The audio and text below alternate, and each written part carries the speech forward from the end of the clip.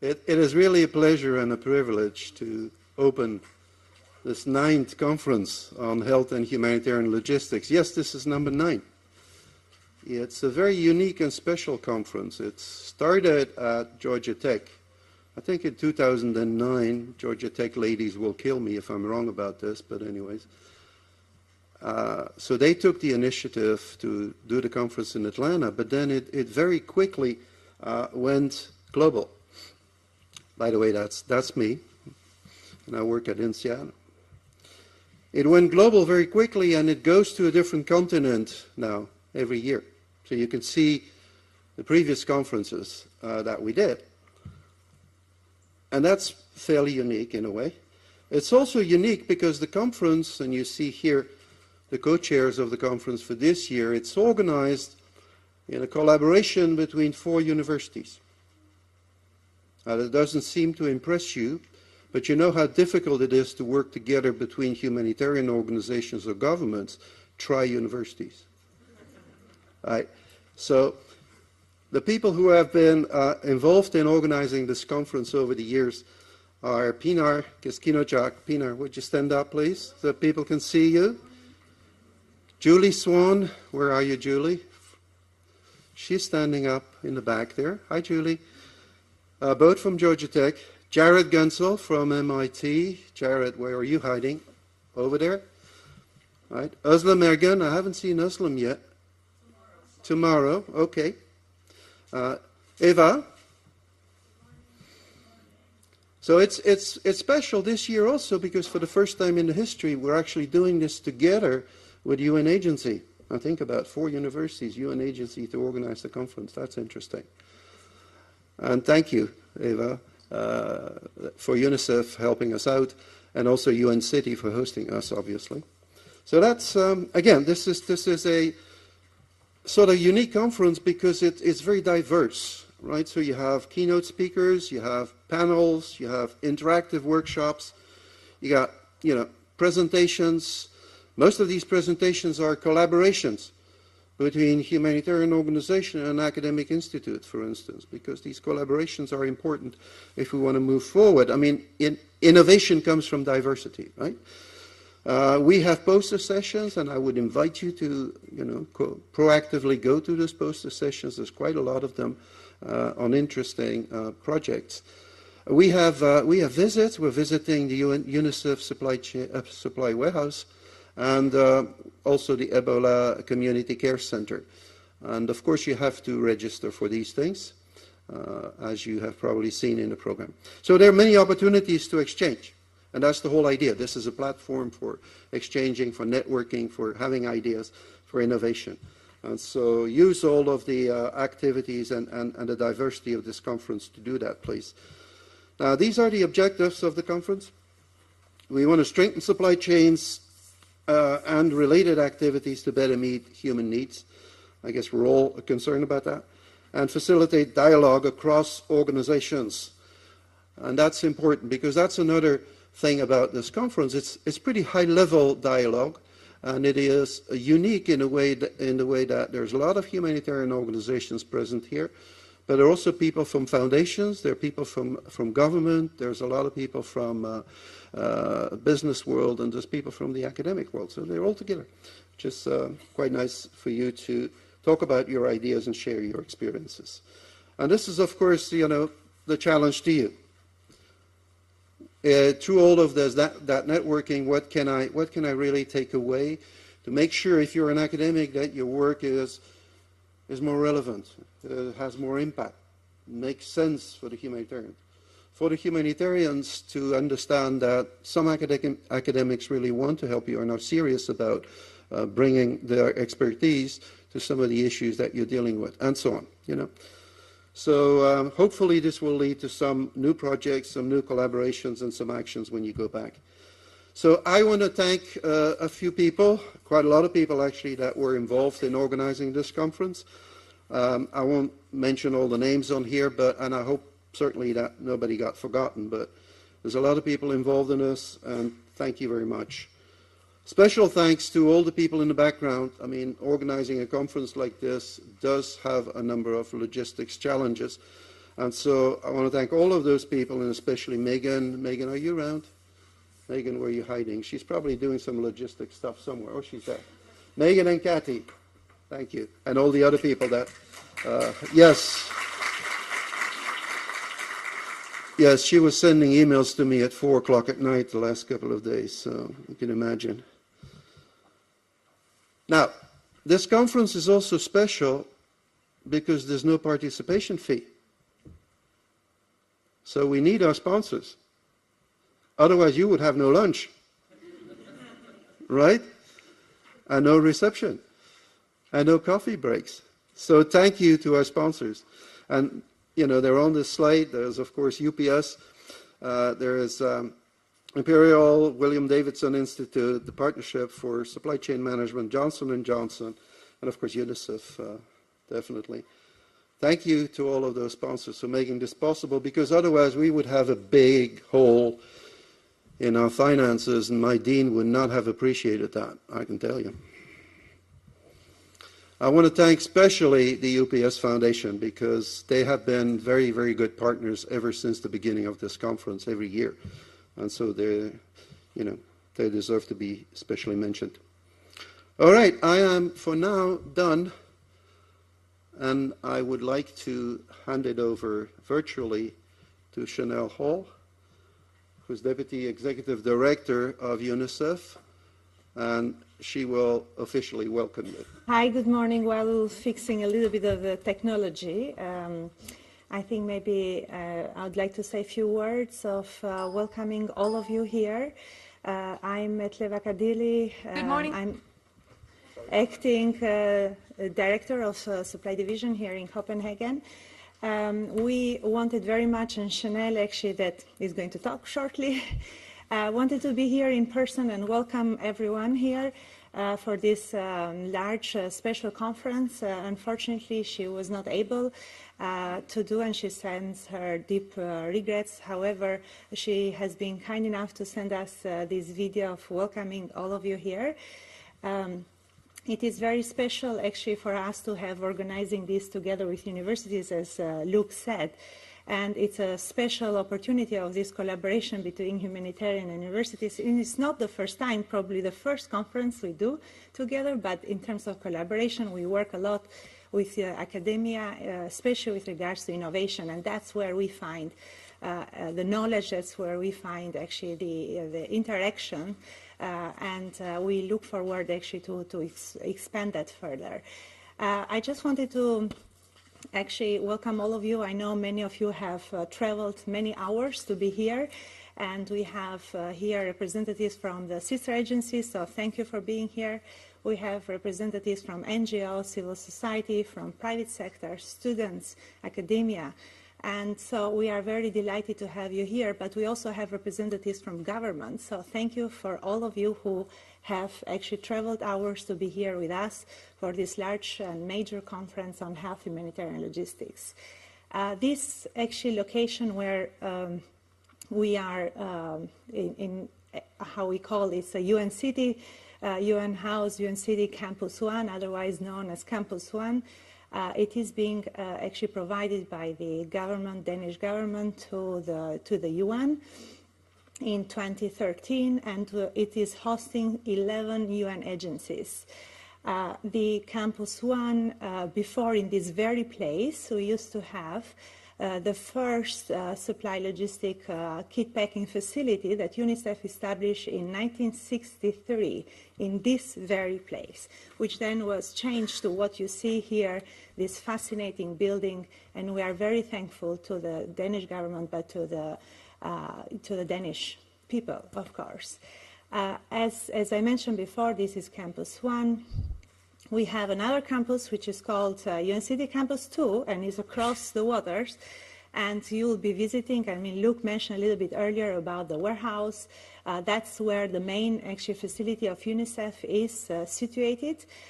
That warehouse, those of you who will be signing up to visit actually during the tour visits, you will be introduced to the largest, first largest humanitarian warehouse in the world, which is found across the water. So we're looking forward to welcome you there.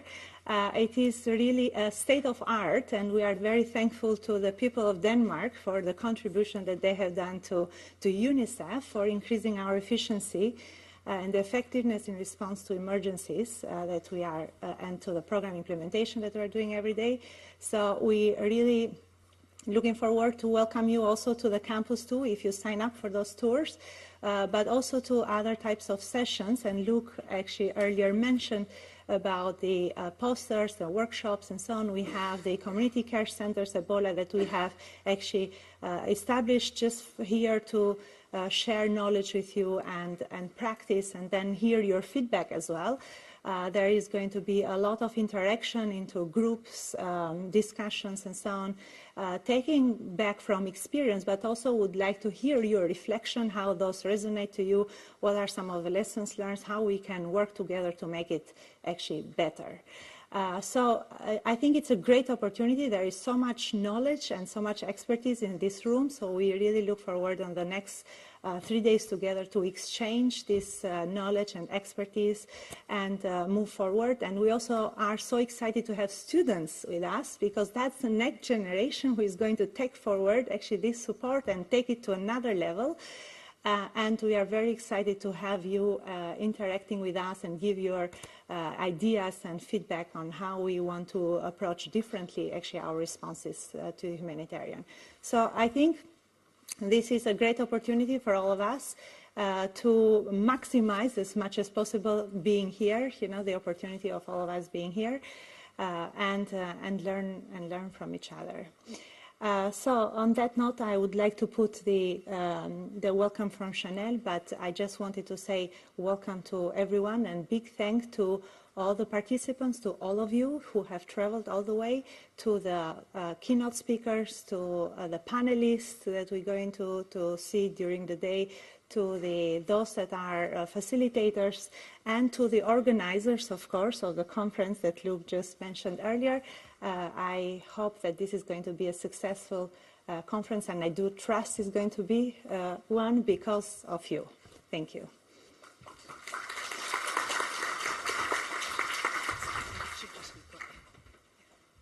Colleagues, and welcome to this conference. My name is Chanel Hall, and I have the pleasure of doing this welcome remotely from New York, where we are having a glum, rainy June day, so I hope the weather in Copenhagen is much better and more welcoming. But we are super excited about this conference, and I mean, UNICEF, when we contemplated our role in this, wanted to place value on two things, really: health and supply chains in humanitarian context and routine contexts, because in our experience, children's rights cannot be realized without strong service delivery systems to meet their really essential needs. And these service delivery mechanisms are supported by supply chains, which can be delivered through national governments, through private sector entities, through non-governmental organizations, and of course at times, particularly in humanitarian contexts, through the UN. So we are delighted that all of you have taken time out of your schedules to be a part of this conference. We are excited about the agenda, most importantly because it brings together people from a range of different contexts to meet and discuss, primarily practitioner to practitioner, on what are our learnings and how can we better support really the delivery of essential services in humanitarian contexts and in kind of routine needs. We know that many of you come from a range of different backgrounds, so from academia, from NGOs, from governments, from the UN, from companies, and this heterogeneous mix, including with a range of experience in different countries, in different contexts, and years of experience. We think that this is going to bring just the right mix of people and ideas so that we can talk about the performance of systems, so their cost, their timeliness, their speed, the innovation therein, the professionalization of them, etc.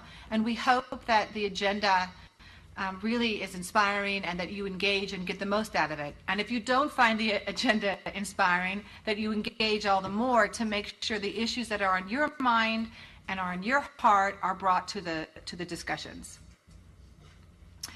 I think with that, you'll hear some probably more profound words from the keynote speakers, but please lean into all the sessions and get the most out of it and engage and debate.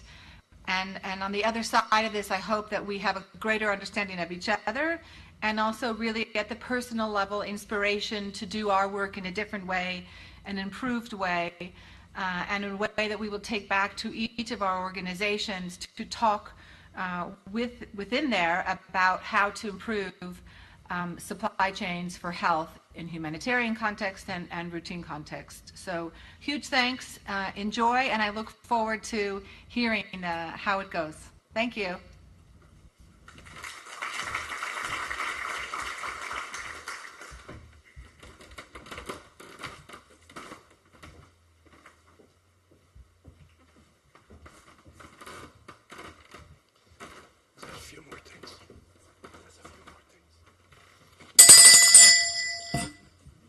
I'm back.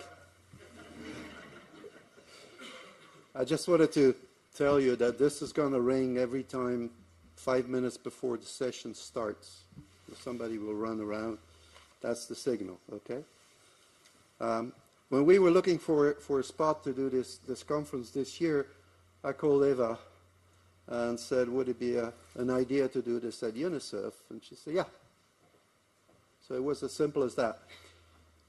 The organization was a little bit more complicated, right?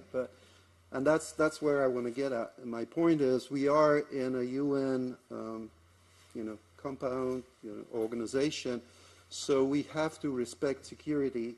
We have to respect the rules because that's what they are, and there are good reasons for that. And so please make sure you wear your badge, that you follow whatever consignments are told to you. And if you leave and you won't come back to this UN city anymore, drop this in the box when you leave, because we're going to be charged 100 kroner for everyone who hasn't dropped the thing in the box again. So, please help us. All right.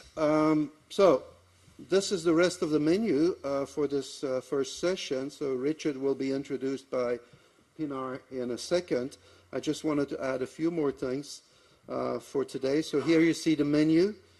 So we're getting into our keynote speaker. And then after that, we will have a coffee break, which I guess we'll all be ready for.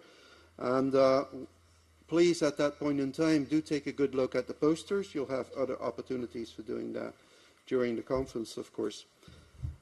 Going back once more to the special activities. So yes, there is this supply division warehouse visit. And please be on time for the bus that leaves just outside of the building. For those, and then also same thing for the Community Care Center for Ebola. There's a cocktail reception, now he's talking, right? This evening. And there's a canal boat tour for which you can register as well and pay, because it's to be paid. That's it for me. Enjoy the conference.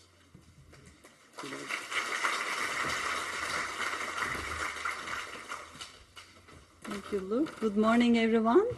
My name is Pınar Keskin-Ocak. I'm one of the conference co-chairs, and I also co-direct the Center for Health and Humanitarian Systems at Georgia Tech. Thank you all for being here with us today. We are very excited about the program. And it's my pleasure to introduce our keynote speaker, Dr. Rick Brennan. He is the Director of Emergency Operations in the World Health Organization, New Emergencies Program. He oversees support to WHO's response to health emergencies globally in his current role. During 2014 to 2016, he was the Director of Ebola Response at WHO, and he has extensive experience in humanitarian emergencies and post-conflict settings in over 35 countries across Africa, Asia, and the Middle East, and also Eastern Europe. He has worked with the U.S. Centers for Disease Control and Prevention, So he spent some time in Atlanta, in our hometown, and also spent 10 years as the health director of the International Rescue Committee. Before joining WHO in 2012, he spent 2.5 years with JSI Research and Training in Liberia. Again, it's our pleasure to have Dr. Rick Brennan with us here today, so please join me in welcoming him.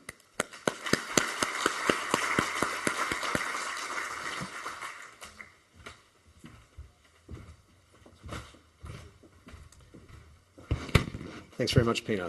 It's a real pleasure to be here with you all today, and thank you very much. I've changed your slides. Oh, please. Please. Really appreciate the invitation.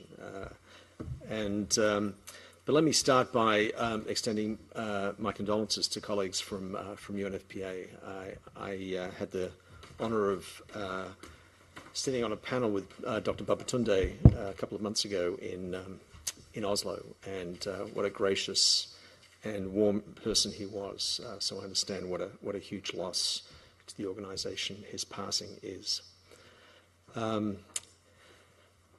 So well, maybe I should start off with full disclosure. I am not a supply chain expert. I don't even consider myself a logistics expert, even though I'm the Director of Emergency Operations. I've got my head of logistics, JC Aze, here to back me up. And when I was asked to give this presentation, I really thought a lot about what I should focus on. And so I really don't think you need me to tell you a lot about supply chain. There are many more qualified experts in the audience, and there are plenty of sessions on that during the day. I'll touch on it briefly, but what I thought I might try and do for you is to describe the global context of humanitarian health need, talk about logistics in its totality as we see it, not just supply chain, and talk about some of the specific considerations and challenges we face in different emergency settings, from outbreaks to conflict to sudden onset disasters. And then maybe touch on some ideas around strengthening capacity for logistics and supply chain support in these very, very difficult settings. So it's fair to say right now that we are facing a scale of humanitarian need and risk that is unprecedented. Around the world today, there are 135 million people in need of humanitarian assistance, and there are over 65 million people who have been forcibly displaced from their homes. These two numbers are the highest on record. Most of this, over 80% of it, is on the back of conflict, most of those conflicts being protracted.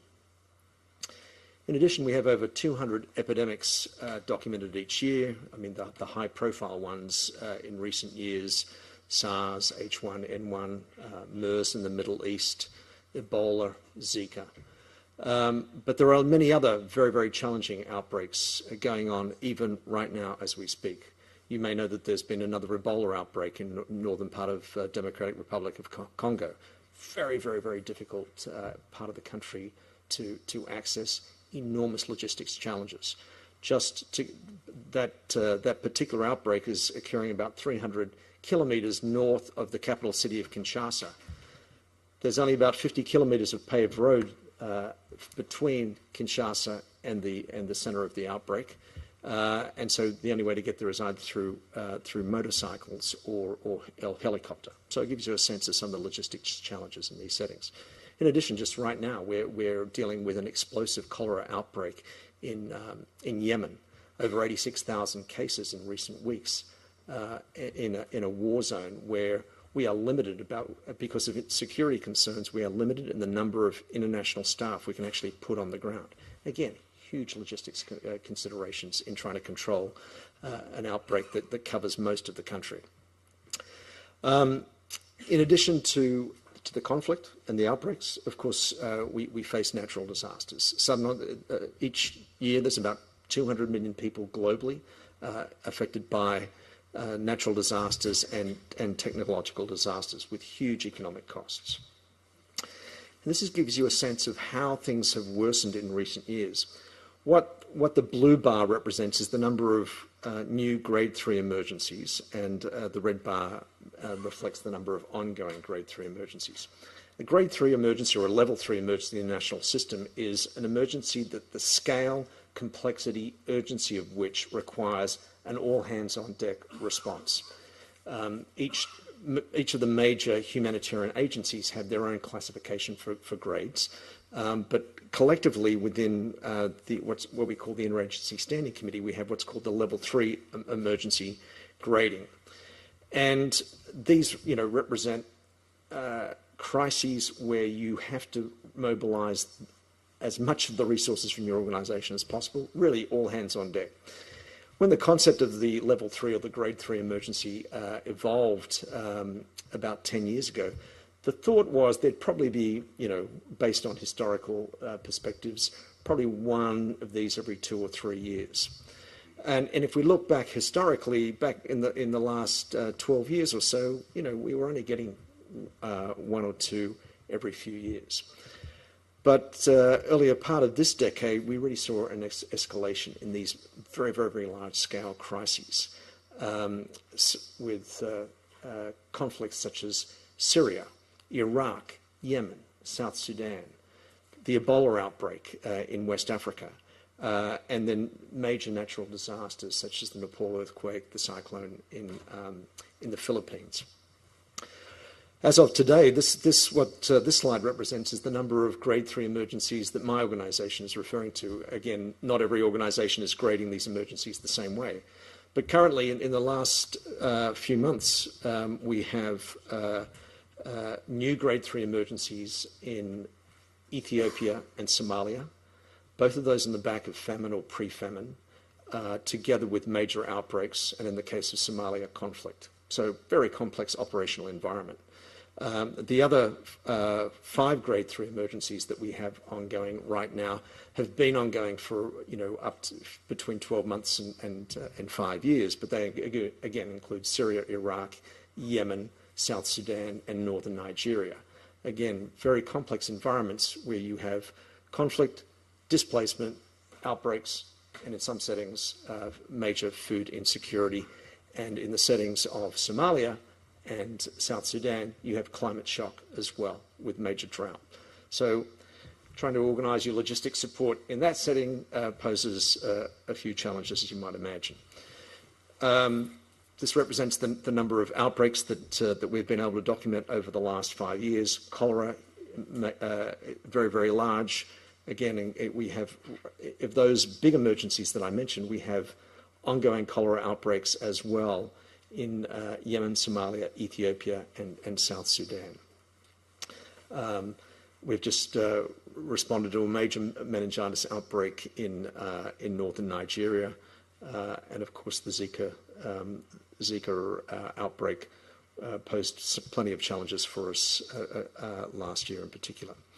And this gives you a sense of the geographic spread. Most of the large-scale emergencies in Africa and the Middle East, but no region of the world is exempt from major emergencies. These are the ones that, to which my organisation, WHO, is responding. The bad news is it's not getting any better. The drivers of risk are increasing, such as climate change, emerging infectious diseases, state fragility, political instability, and sectarian conflict, migration, demographic shifts, and so on. So there's a lot of drivers of risk that increase the likelihood of conflict, of natural disasters, and of outbreaks. And as I've mentioned a couple of times, the protracted nature of the conflicts is particularly challenging. The average period of displacement, if you are an internally displaced person or a refugee that's forced across the border from your home, the average period of time in which you are displaced is 7 years. And for many people, it goes on for decades. In the Democratic Republic of Congo, the current humanitarian crisis in the east, that's not to speak of the yellow fever outbreak around Kinshasa or the Ebola outbreak in the north of the country, but the humanitarian crisis in the east has been going on for 21 years.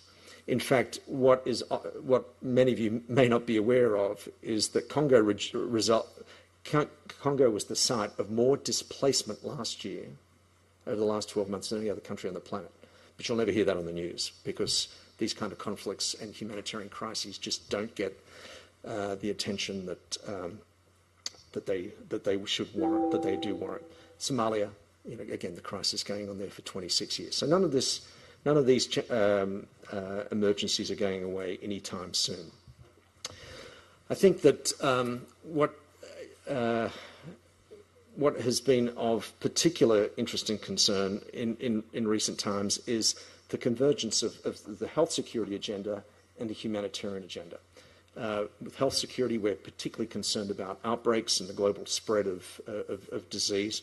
Humanitarian action, usually in the setting of conflict or natural disasters. But what we've seen is emergencies, such as the ones that I've mentioned, are often complicated by outbreaks. So in northern Nigeria, in recent times, we've had outbreak of polio.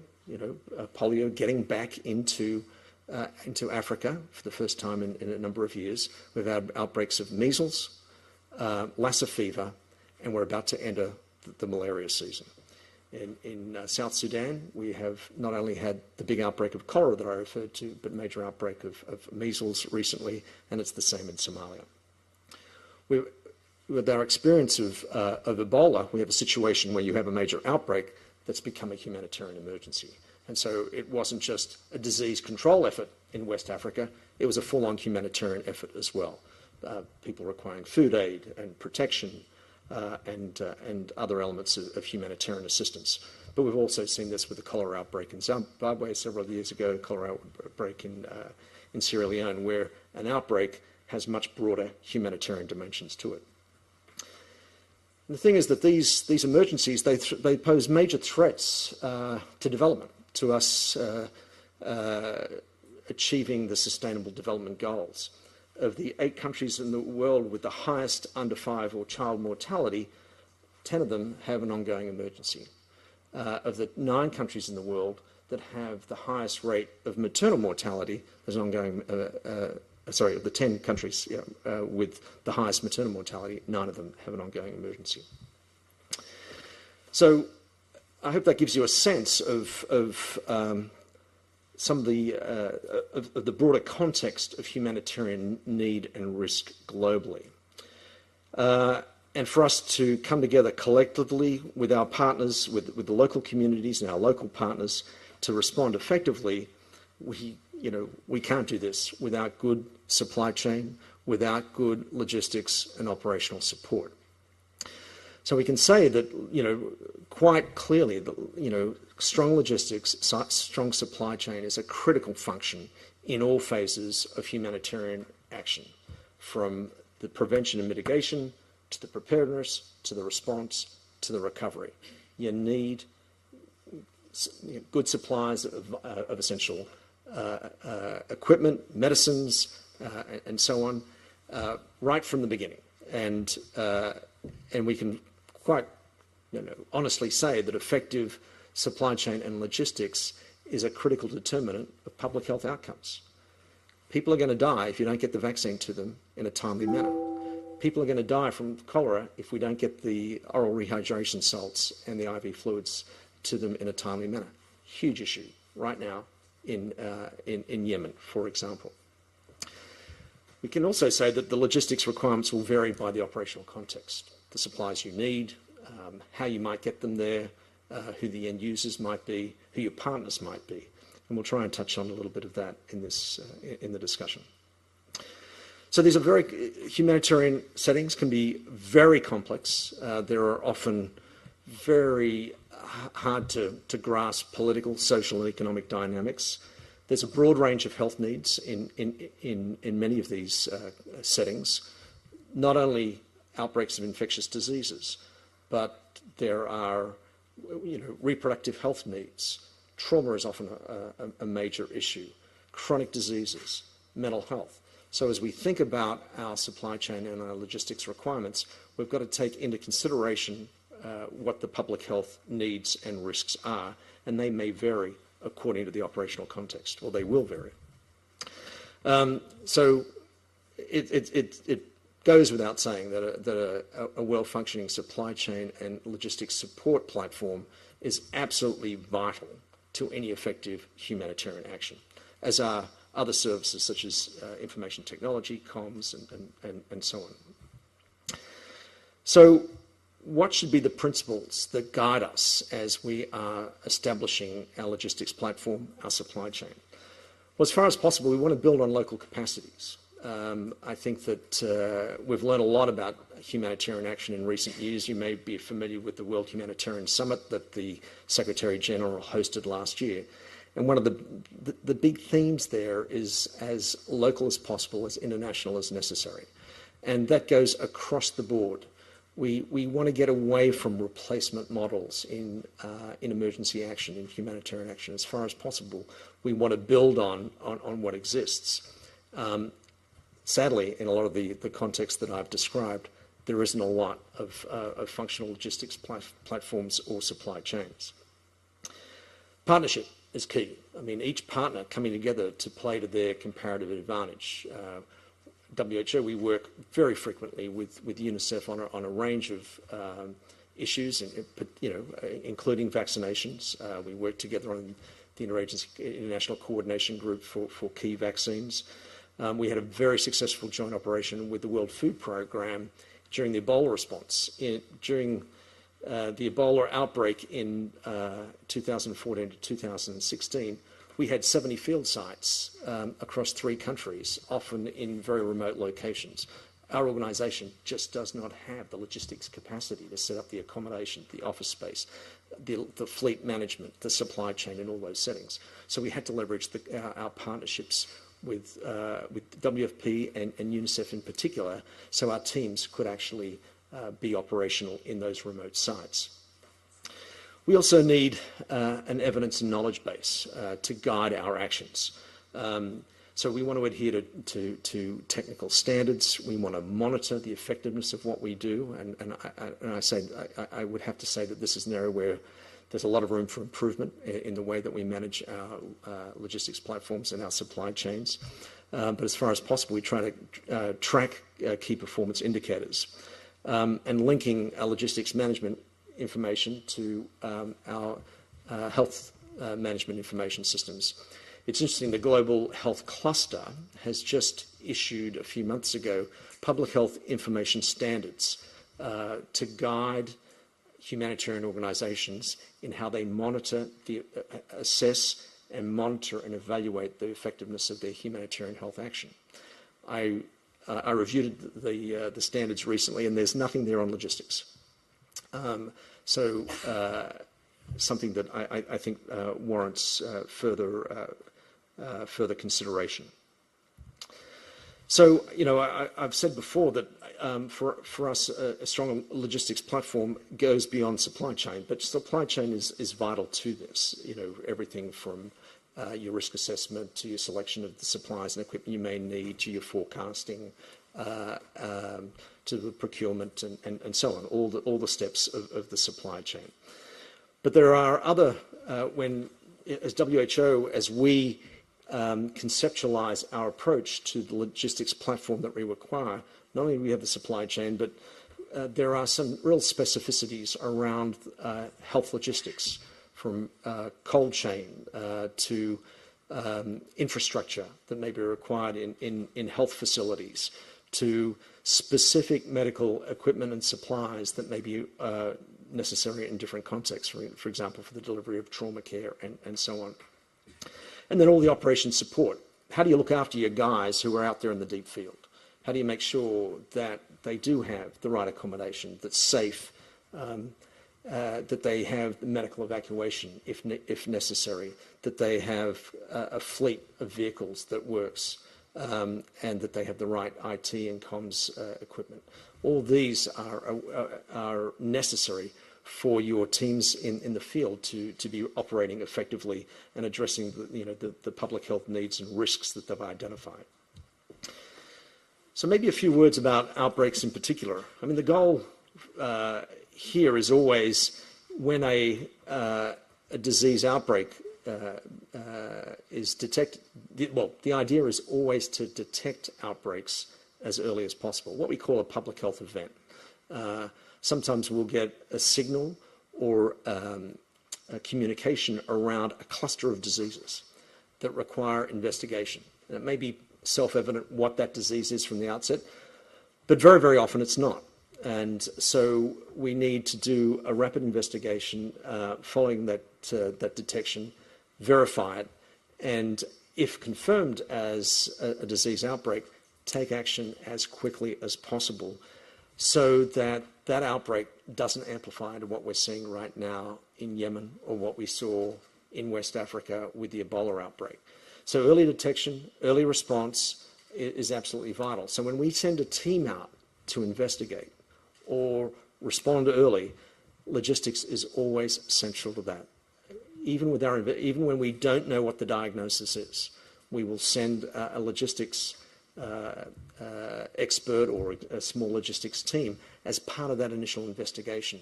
Because once we're on the ground, and if we do confirm that this is an epidemic-prone disease, we have to act quickly to, again, stop that amplification.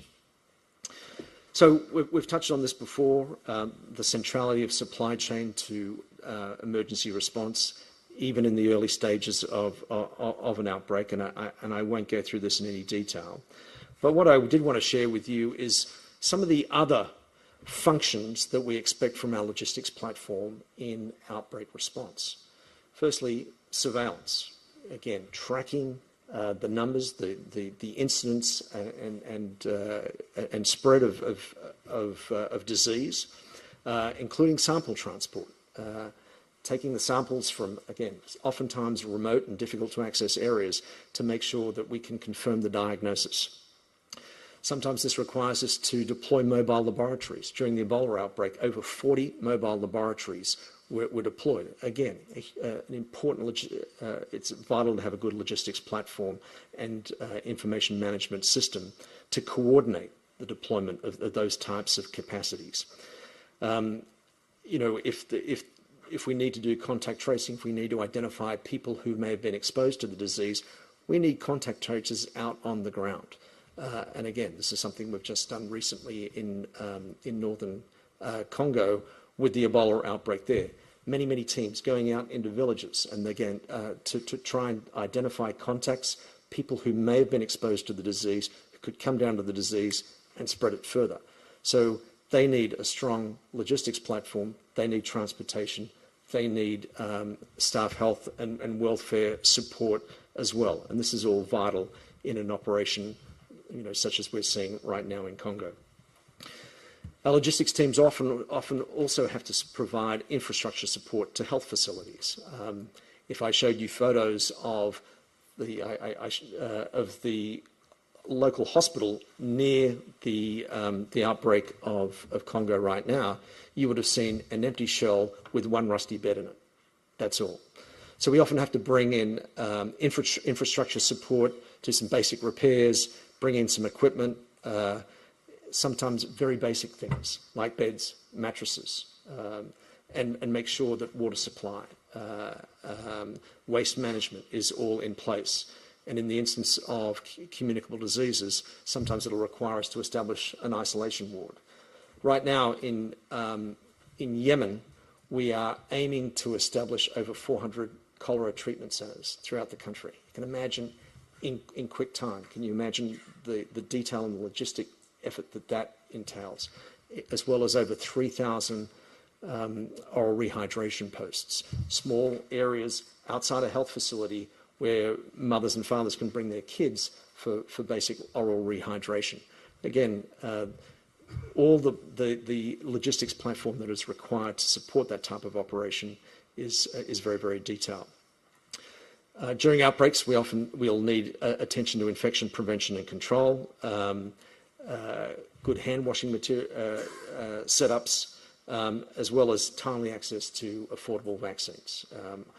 Through the ICG, we can often access vaccines for yellow fever, for meningitis, for cholera. And that's a challenge in itself because with the Brazilian yellow fever outbreak recently, And as we're facing right now with the many cholera outbreaks, there's just not enough vaccines to go around. And we're having to make some pretty tough decisions about how we distribute those vaccines. Cold chain support, safe and dignified burials, absolutely vital in the setting of viral hemorrhagic fevers such as Ebola, because dead bodies can transmit a viral hemorrhagic fever more easily than a living patient. So it was our logistics teams that really did the training, provided the equipment and supplies for the safe and dignified burials in the West Africa Ebola crisis, and have done so again in northern Congo. And of course, reliable telecommunications. Some of the challenges we face in responding to outbreaks that really make it difficult for us to scale up and to establish that operational platform is the unwillingness of governments to declare outbreaks. We've got two major outbreaks going on, three, in fact, major outbreaks going on globally right now that the governments will not acknowledge, and it's making it incredibly difficult to fund those outbreaks, to get the donors interested, and therefore we have not been able to scale up our response to the scale that we would like. I had to sign off on more internal funds for one of those outbreaks yesterday because no donor will fund it as a result of the government being unwilling to declare the outbreak.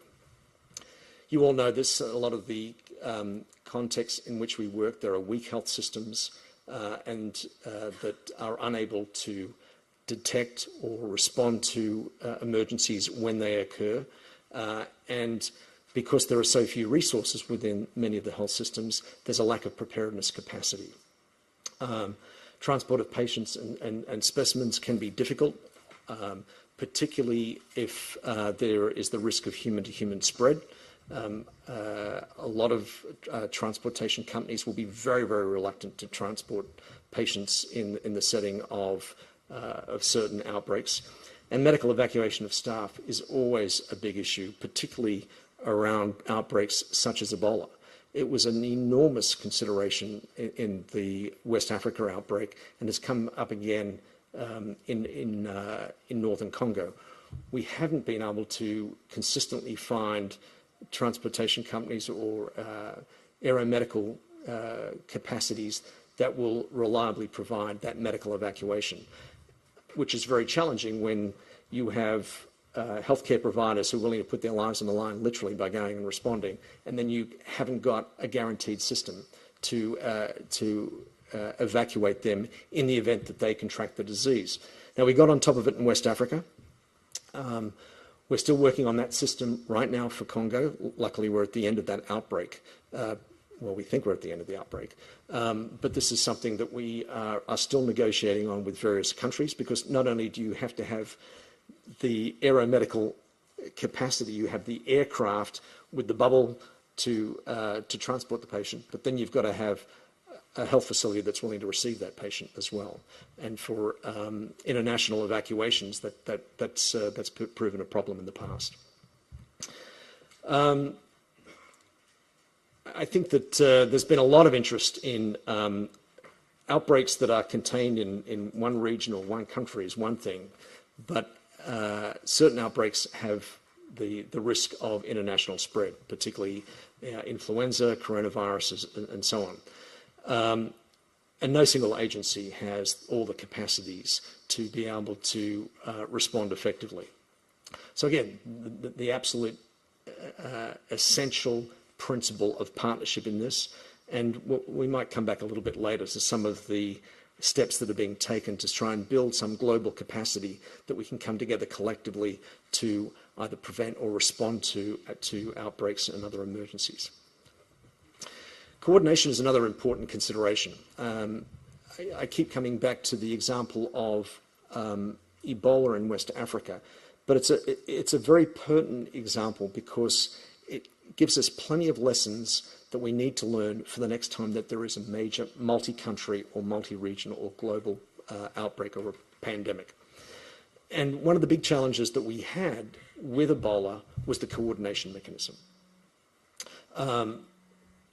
Most of the affected countries didn't want to declare this a humanitarian emergency. They didn't want the usual humanitarian coordination mechanisms used to respond, and the coordination was very, very poor. You may know that the UNMIR was established. It was the first UN public health mission, and it took more of a command and control type of posture, but it didn't work well in terms of coordinating all the resources. So we've taken a step back and thought, well, what are we going to do next time that there's a large-scale outbreak like this? And where do the strong coordination mechanisms exist for emergency action? And in fact, those coordination mechanisms exist primarily in the humanitarian system, which hasn't been designed specifically to respond to outbreaks. It's better designed to respond to conflict, natural disasters, and other humanitarian emergencies. But what we have agreed now is we have adapted some of the protocols and systems and processes within what's called the Interagency Standing Committee for Humanitarian Action. We've adapted those so that their coordination mechanisms and the protocols and processes that they use in emergency response can be adapted to the next major outbreak.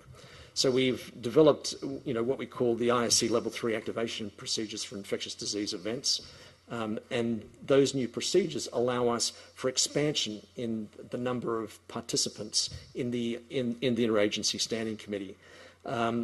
This new mechanism hasn't been tried yet, but we're going to be doing a simulation of it later in the year in September, I believe.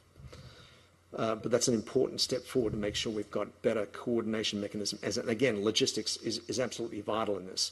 Through that system, we can activate the humanitarian logistics cluster, which again can provide a more reliable platform for large-scale response. So that's outbreaks. But conflict and protracted conflict provides its own issues and challenges as well. Some of the specific considerations we would look at here include the large number of hazards that we face. And I've mentioned a couple of times that in the context of many of the conflicts of today, not only do we have violent trauma happening, violence through warring parties, we have displacement and overcrowding. We have outbreaks of infectious diseases occurring on the back of that. We often, in a number of these settings now, we also have natural disasters occurring on the top of conflict. So, for example, the climate shocks, the drought that's going on in Somalia, and to a lesser degree in South Sudan right now. And many of these countries are prone to other natural disasters as well, such as floods. So that requires a lot of us in terms of our preparedness and response, and again, our logistics platforms. A lot of the other considerations, just to get access to people in need requires often negotiations with warring parties. There is often diversion of medical equipment when we do have convoys and are taking our medical supplies to people in need. There are often many bureaucratic constraints, or there's direct diversion of our supplies and equipment. For example, last month in Syria alone, we tried to deliver treatment for over 800,000 people in the hard-to-reach areas. Local authorities withdrew 10% of those supplies, primarily the surgical supplies, the IV fluids, anything that could be used to resuscitate what they consider an enemy combatant or an enemy terrorist. So these are the kind of, trying to negotiate with authorities so you can get your medical supplies through is a big challenge. In these settings, there are often high levels of trauma. Right now in Iraq, this photo was taken from what's called a trauma stabilization post about 5 kilometers from the front line in Mosul in Iraq. So what we have done there is we've set up referral pathways with these trauma stabilization posts as close to the front line as we can get them.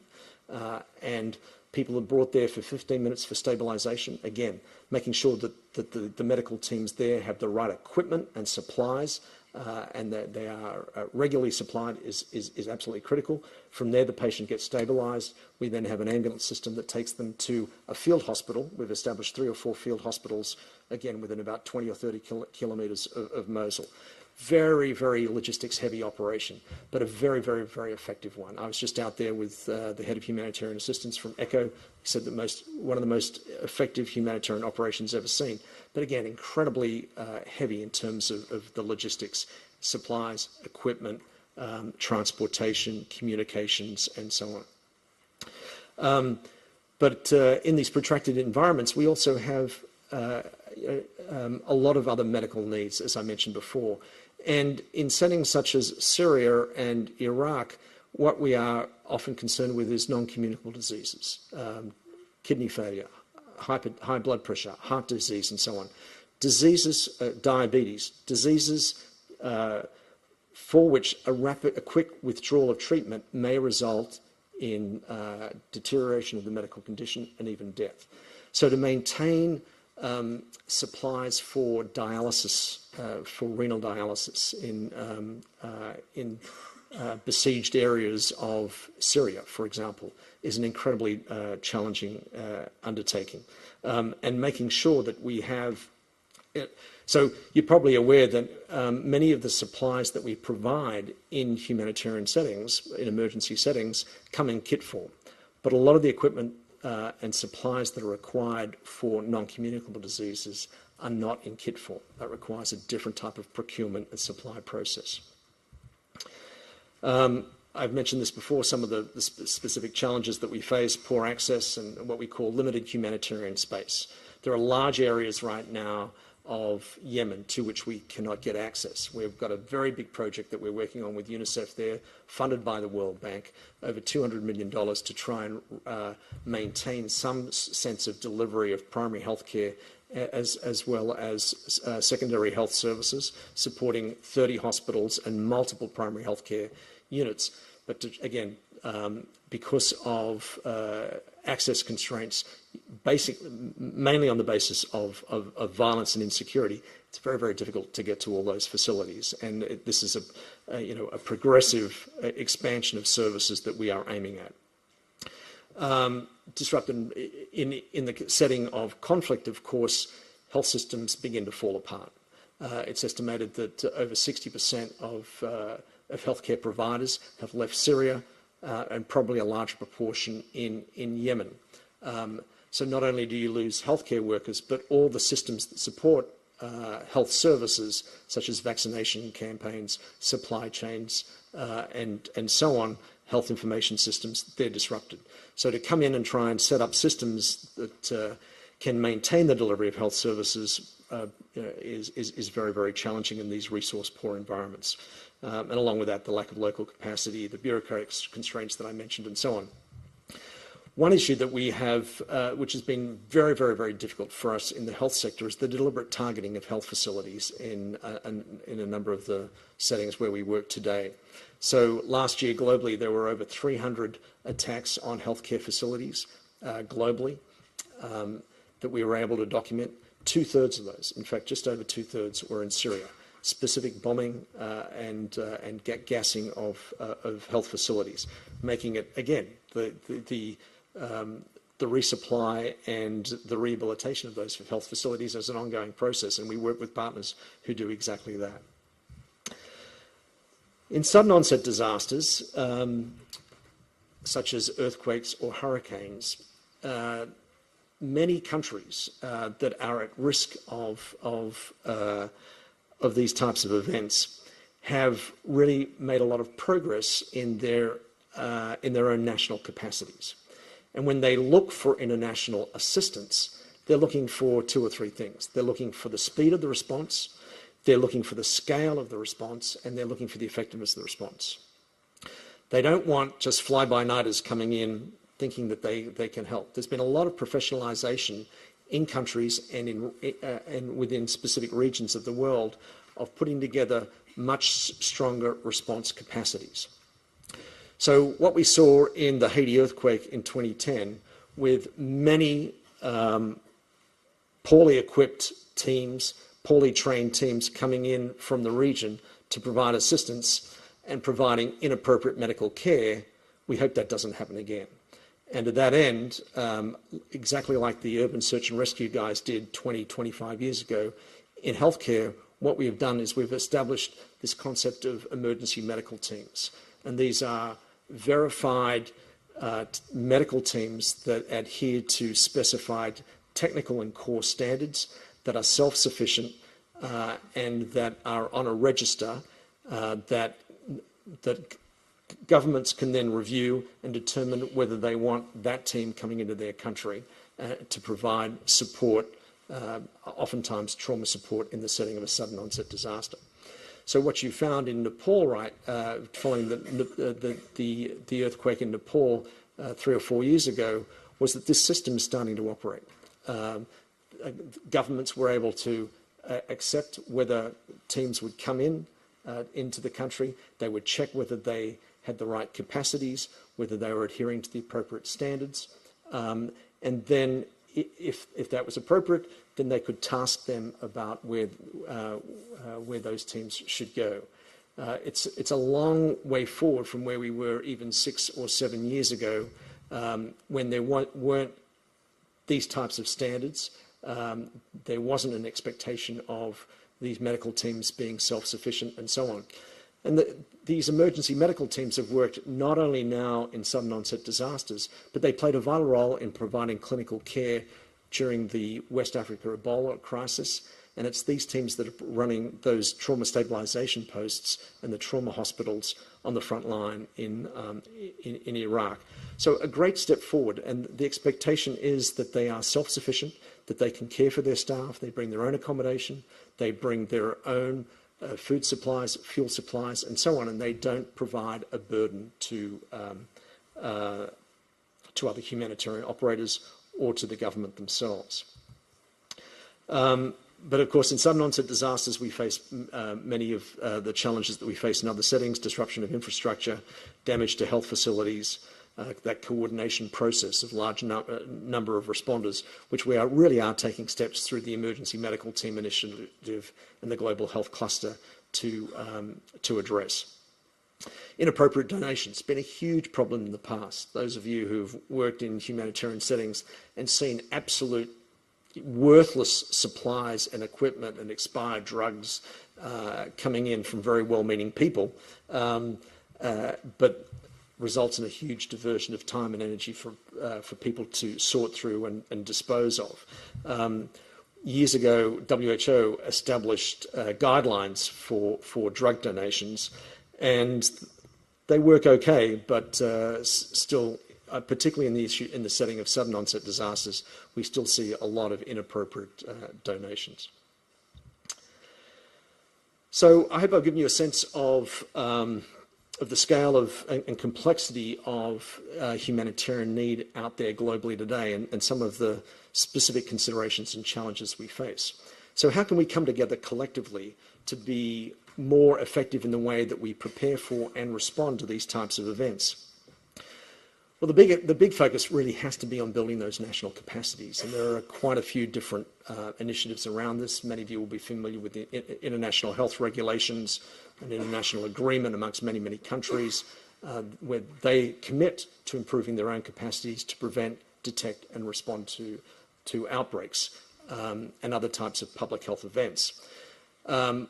But what we learned from Ebola was that the international health regulations haven't been working. Most of the countries who've signed on to the IHR back in 2007 have not built the requisite capacities. So now we have a global program where joint external evaluations are done of countries' capacities, including their logistics capacities to respond, and then from there joint country action plans are being developed to strengthen those capacities. But we're always going to have emergencies that exceed the response capacities of affected countries. So we need to also improve our global capacities. And that after the Ebola outbreak, we developed this concept of the Global Health Emergency Workforce, the Global Health Emergency Capacities, which again is made up primarily of country-level staff and a lot of work to develop their capacities, including around logistics and supply chains, but also regional and global networks. And my own organisation, we host 3 secretariats of very, very, very important global networks of emergency responders. The Global Outbreak Alert and Response Network, a network of experts on epidemic-prone diseases who have a broad range of skills from epidemiology to logistics and laboratory services and so on. And we can call on them for a response. We also are the global cluster lead agency for the Global Health Cluster, a network of humanitarian agencies that responds in humanitarian action, as well as the Emergency Medical Teams Initiative. And we're trying to get more coherence around the way these different networks work, and that they become more interoperable, that they adhere to common standards and ways of working, that there be joint trainings, that there be joint simulations, and so on, as we've seen in recent months. And again, the logistics platforms that we establish amongst these groups must be interoperable as far as possible. But not only do we need human resources, we need stuff. So there are a number of supply chain and stockpile initiatives globally, the International Coordination Group around the vital vaccines that I mentioned before, the great work that UNICEF has done on their Health Emergency Preparedness Initiative, mapping priority infectious diseases, what are the essential supply lists required for those, and the procurement and stockpiling of supplies to respond rapidly as soon as one of these outbreaks is detected. WHO, we have a similar process with our own emergency stocks, as do many other emergency agencies. There's also a good collaboration amongst many agencies, private sector, and UN agencies and others around the global pandemic supply chain. More work to be done there, but again, how do we leverage our global capacities so that we can be sure that there are sufficient supplies and stocks to respond when there is a major outbreak or pandemic? Public sector roundtable as well, looking at this very issue. So there are a lot more initiatives that I won't go into. So not only do you need people and stuff, you need money. And to that end, on the humanitarian side, we have the CERF, the Central Emergency Response Fund, which issues funding for many, many different types of emergencies, but is not always available for outbreaks, particularly in the early stages. The World Bank has established, as many of you know, the Pandemic Financing Facility, and a lot of great work being done there so that we can hopefully reliably expect that there would be funding available in the context of a major pandemic. Political engagement is absolutely vital, and hats off to the Germans, to Angela Merkel recently, who've really put pandemics and major outbreaks on the agenda of the G20 this year.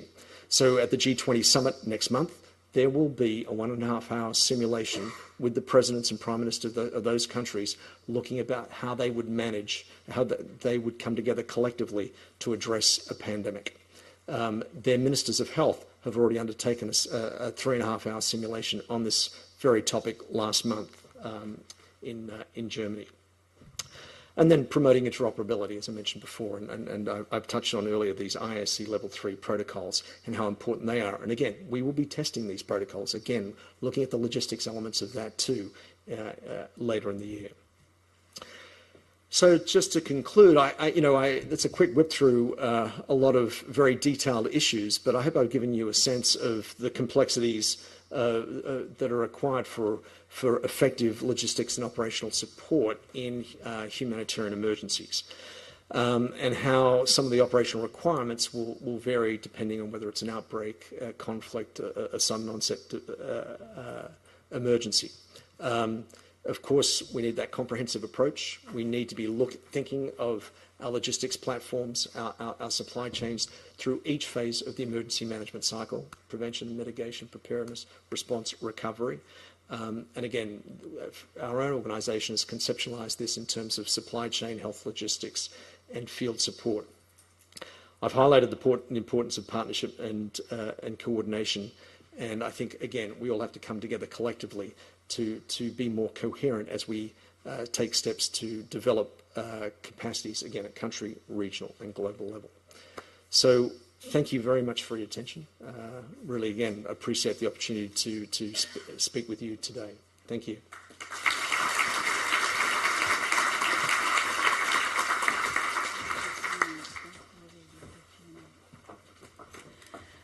Thank you very much, Dr. Brennan, for these wonderful comments, for pointing out some of the challenges that we are facing in the global health domain, and also for highlighting some of the learnings and successes and next steps for our communities.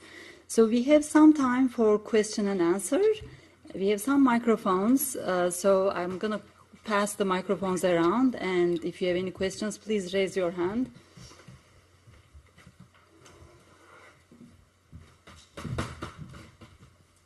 Comments. Tell us who you are, too. Hi. To your slides, I can give it to you. This is Hossein from the University of Agder, south of Norway. Thank you for your great presentation. I have a question regarding the outbreak and the event of the outbreak and your early warning systems. And it reminds me the well-known topic in crisis management, the early warning systems.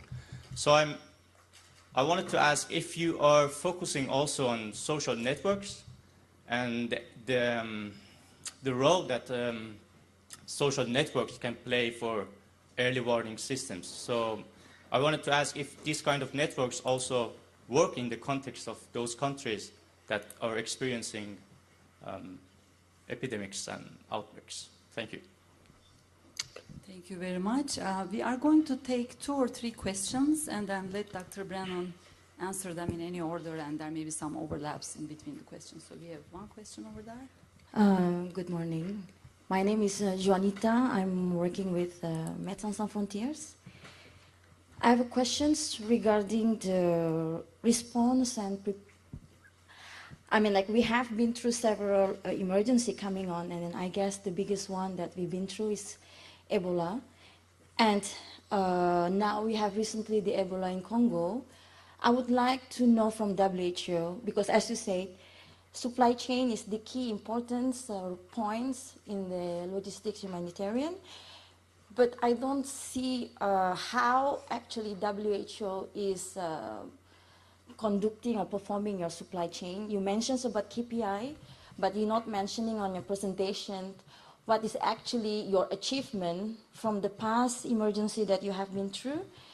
And you are not mentioning about the preparedness and how you're going to enhance the local capacity, which I found, I've been into several emergencies, and I don't see that WHO is quite responsive enough, or even what you say, enhancing the local capacity. What we can see, even we heard during the first Ebola outbreak, there's not even gloves in the health facilities. So that's quite embarrassing. The main key importance components of Ebola intervention, and there's not even gloves. So what was the lesson learned of the previous emergency up to now? And there might be another Ebola, I hope not. There might be another big emergency. We have several crises in Syria and all that. I just don't see WHO was strong enough on your supply chain. And maybe you can explain it instead of having a nice presentations and saying, okay, we have several challenges.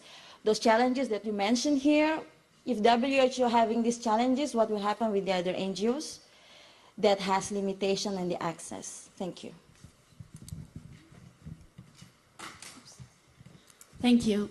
My name is Nonhlan Tlatuwe. I'm at the University of Groningen, but have worked in the field, including most of my experiences is with MSF. Thank you so much for your presentation, because most of the things that you say I can actually relate to. And one of the things that stuck the most was the statement, local as possible and international as needed. And I strongly subscribe to that notion. But I have a question. In your opinion, what do you think would be the necessary requirements for local capacities to be strengthened and to be able to offer reasonable responses, especially within conflict settings and also especially when there's already a lot of tension within communities? So let's take examples like Central African Republic and Myanmar as examples. Thank you. So we had one question that focused on social networks, social media in terms of monitoring, and then two questions that somewhat focused on local preparedness and how do we strengthen capacity. Do we have any questions or comments that might touch on a different topic before we turn it back to Dr. Brennan? My name is Raj Ganesh. I work with Logistimo. My question was around techno disasters. You mentioned techno disasters, one of the things that might require rapid response. Are you talking about the recent malware attack or something similar? If you could, recent malware attack in NHS in UK, is that the one what you're referring to, or could you just elaborate on that? Thank you. All right, thank you. Dr. Brennan, back to you. We have about 10 minutes, so you can pick and choose what to respond and how to respond, given the limited time. So does that mean I don't have to respond to MSF? Is that one? Early warning systems. There are a variety of early warning systems, and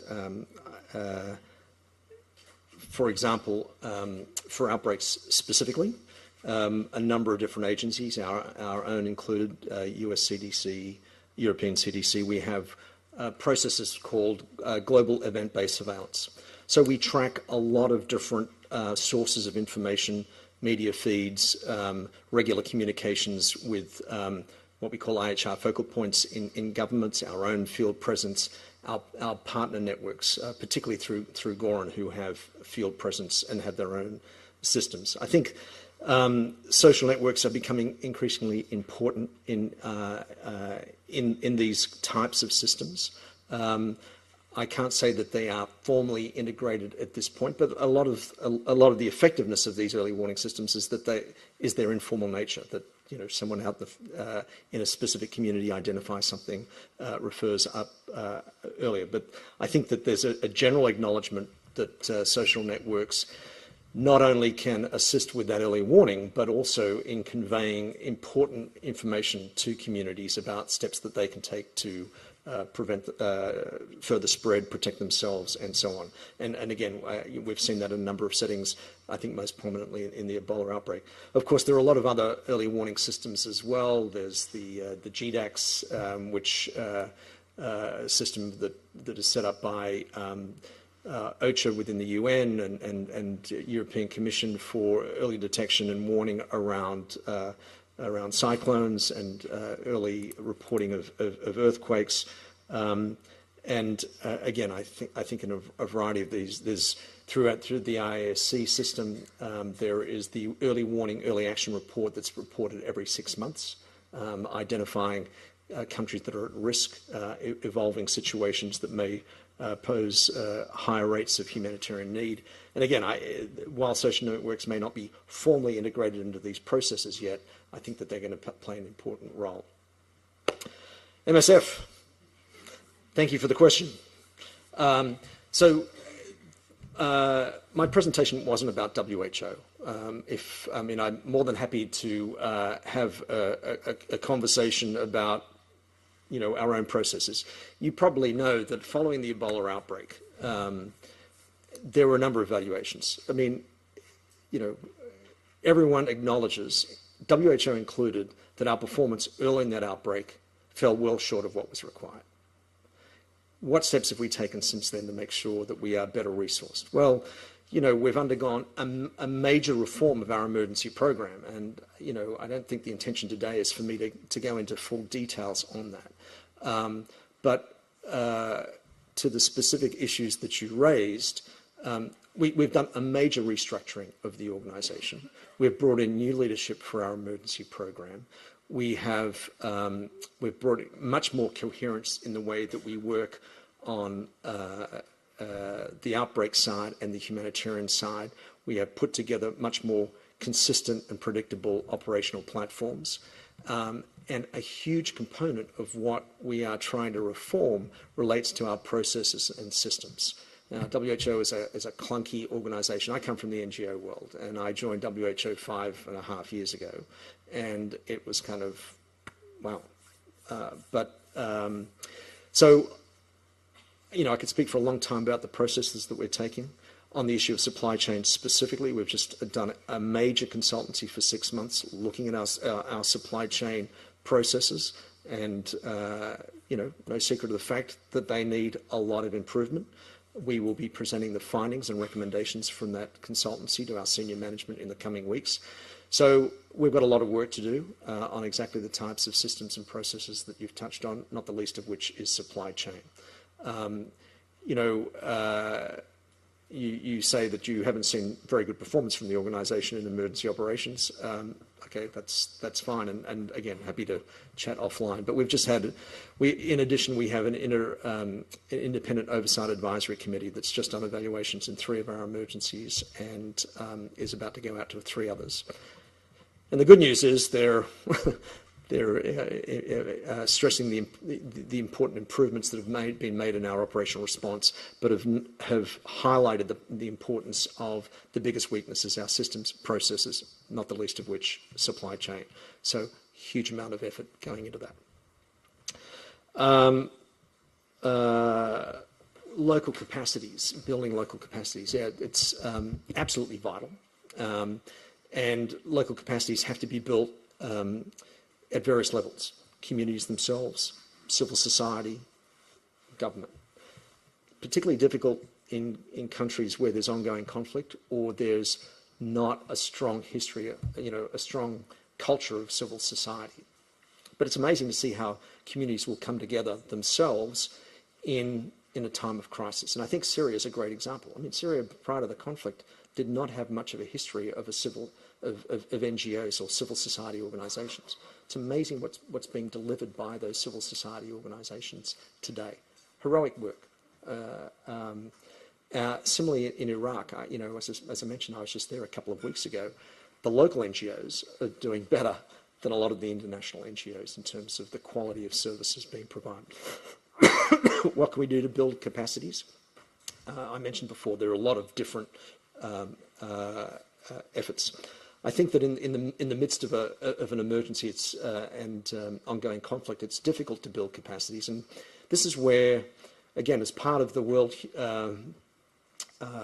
Humanitarian Summit, one of the big themes was bringing this new way of working, getting humanitarian agencies and development agencies working more closely together. Because in my own experience, humanitarian agencies aren't very good at building capacities of local partners beyond their technical capacities. But you need institutional capacity built as well. You need, you know, good management, finance, administrative, HR structures and processes. Development partners have more capacity in those areas. So I think that increasingly we're trying to bring, you know, more convergence and coherence about what we're doing, how we're working between humanitarian and development partners. But I think we've got a long way to go. The other thing that I would say about that in terms of conflict, it's very, very difficult to build capacity within a health system if you don't have good governance within that health system. If you don't have good government leadership, it's very difficult to build systems that are going to be sustainable. And I think, I mean, Liberia, I think, is a very interesting case in point. Liberia, what people forget about Liberia following the conflict is they had this big process of health system reconstruction development. They met Millennium Development Goal 4. They reduced child mortality faster than any other country in Africa. It was a remarkable effort because of great leadership from the Ministry of Health. They didn't have a lot of capacity. They didn't have large numbers, but they had a handful of outstanding leaders in that Ministry of Health with a clear vision, knew how to engage the international partners. Now, when Ebola hit, a lot of the progress that they had made unraveled quickly, but they were the country that steadied themselves faster than the other 3 countries, and they've got back on to the development trajectory. Really a good example of how good governance in the health sector can help emerge from crisis and also recover from, you know, crisis when they get hit again.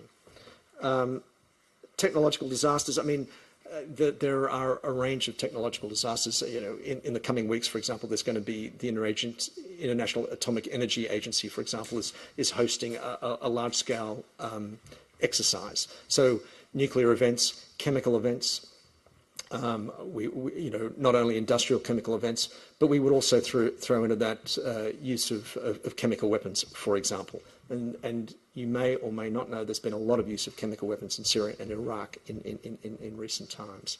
And our organisations play a big role in that preparedness and response. So they're the types of events, industrial, nuclear, chemical, so on.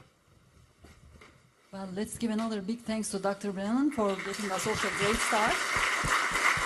Thank you. Thank you, Dr. Brennan, for giving us a good start before the break. You now had coffee and cookies, so you should have the right level of energy. I said this conference was, very diverse, so we had a keynote speaker. Now we have one of our first panel, in fact. And the moderator of the panel is Vidya Ganesh, and she's Deputy Director for Program Division at UNICEF. And I'm just going to hand it over to her. Thank you. Thank you very much, and good morning and welcome back. Dr. Brennan did all the job that I needed to do in terms of introducing the purpose of these panels, but I'll just pick up from where you left off. And I'll walk you through the flow of the session so you know how we're going to use the hour and 15 minutes that we have as productively as possible. And we've got great panelists to help us through that an hour and 15 minutes. So again, building on the morning's keynote address that we heard, we've been talking a lot about lessons learned from Ebola before we were able to successfully interrupt the transmission. And I must say those lessons learned, I for one from UNICEF can definitely say that we've been able to, the global community have been able to apply in the recent outbreaks of Zika and cholera and yellow fever. And we may debate about the quality and the rate of response, but certainly in terms of applying those lessons learned, I must say that the ability for us to continue to work on preparedness and, most importantly, the well-coordinated responses is pretty evident. But there's always more to do and more to learn. So that's really the purpose of this panel, to once again review and remind us of some of the good lessons learned, and then start to continue to challenge ourselves on the way forward and chart out some important reminders, as well as some suggestions and solutions that will come out of the practitioners and deepen our understanding the range of preparedness. The importance of preparedness is undoubtedly much higher than the last 3-4 years, and the innovation that's going on in preparedness is quite impressive at all levels, whether it's at the level of global policy setting or coordination mechanisms, and even in the plenary session in the morning, there were some very useful questions around the role of social networks and community engagement in preparedness. That was an element that was not always very strong or evident, but it's certainly becoming a central piece of the preparedness work. So the flow of the session will be fairly straightforward. I'm now going to request the panelists to introduce themselves. There's a bit of a bio also in your binder, so we hear a little bit more about them. Then I'll pose 4 questions, same questions to all of the panelists, but they will each have a chance to respond from their perspective or choose the part that attracts them the most. And then they will have about 8 minutes or so, and then so that we leave about 20-25 minutes time for question and answer and 5 minutes for wrap up. So that's how we're going to spend the next hour or so. So I'm going to start from my right. If I may just call you JC, everybody is calling you JC. So so Jean-Christophe Azé, please introduce yourself, and we go down the table. Okay, thank you very much. My name is Jean-Christophe Azé. I'm working in WHO and actually in the new emergency program, what we call WHE, and EMO, the Emergency Operation Department. I didn't start in WHO. I started my career in MSF a long time ago. So, my colleague here, I heard her.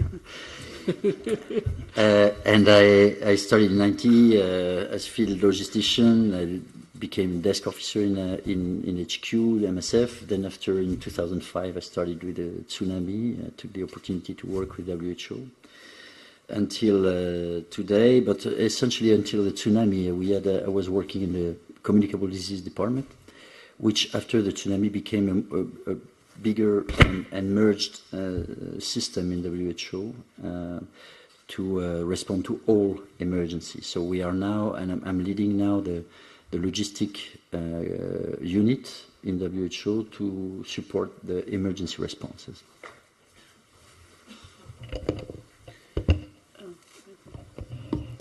Good morning. So my name is James Walsh, and I'm with the Centers for Disease Control. I've been with CDC since 2011, where I worked for the Strategic National Stockpile as the lead planner. Most of my responses prior to Ebola were domestic responses to mainly hurricanes, but also with isolated smallpox outbreaks in the U.S., anthrax outbreaks, and botulism. Diseases such as that, the Strategic National Stockpile would respond to those. With the outbreak of Ebola, I moved over to a new team, which I'll discuss in a few minutes, called the Global Rapid Response Team. It was one of the initiatives that we put in place following that. That's it. Thank you. Hi, my name is Paula Fernandez. I'm the founder and CEO of GSS Health. We're a small business based in Baltimore City in Maryland. And to give you some idea of what we do, I want you to imagine that 10 to 40%, somewhere in that region, of diagnostic tests performed result in inaccurate diagnosis. And this is a great human and financial cost. If you want the data to back it up, I have it. So you can ask me offline later. So these inaccuracies are fueled by poor quality samples, inappropriate or poor quality technologies in the field, supply chain constraints, workforce challenges, and that's just to name a few. What we do is we try to help address those challenges by translating the policies that at the top level that the policymakers develop into actionable items in the field, and that's through quality assurance programs and training, by providing processes and tools to increase the access to these diagnostics. My personal background is in diagnostic microbiology and virology. I trained in the early 90s in the UK NHS. My first experience was in Nigeria, where I worked on the HIV care and treatment program, PEPFAR. That was my first experience of supply chain, when I was tasked with making sure the laboratories were able to keep up with the pace that the clinical services were being rolled out across the country. I was not experienced in supply chain or logistics, and it was a very stark wake-up call to the constraints in that sort of area. I was lucky to work with UNICEF in the UNICEF Supply Division in November 2014 in Sierra Leone, where I realized again that the supply chain aspects were absolutely critical, just as the laboratory diagnostic aspects were. So I'm very grateful to be here to learn from all of the wonderful experience in the room and to hopefully share some lessons. Stefan. Yeah, hi everybody, my name is Stéphane Arnaud.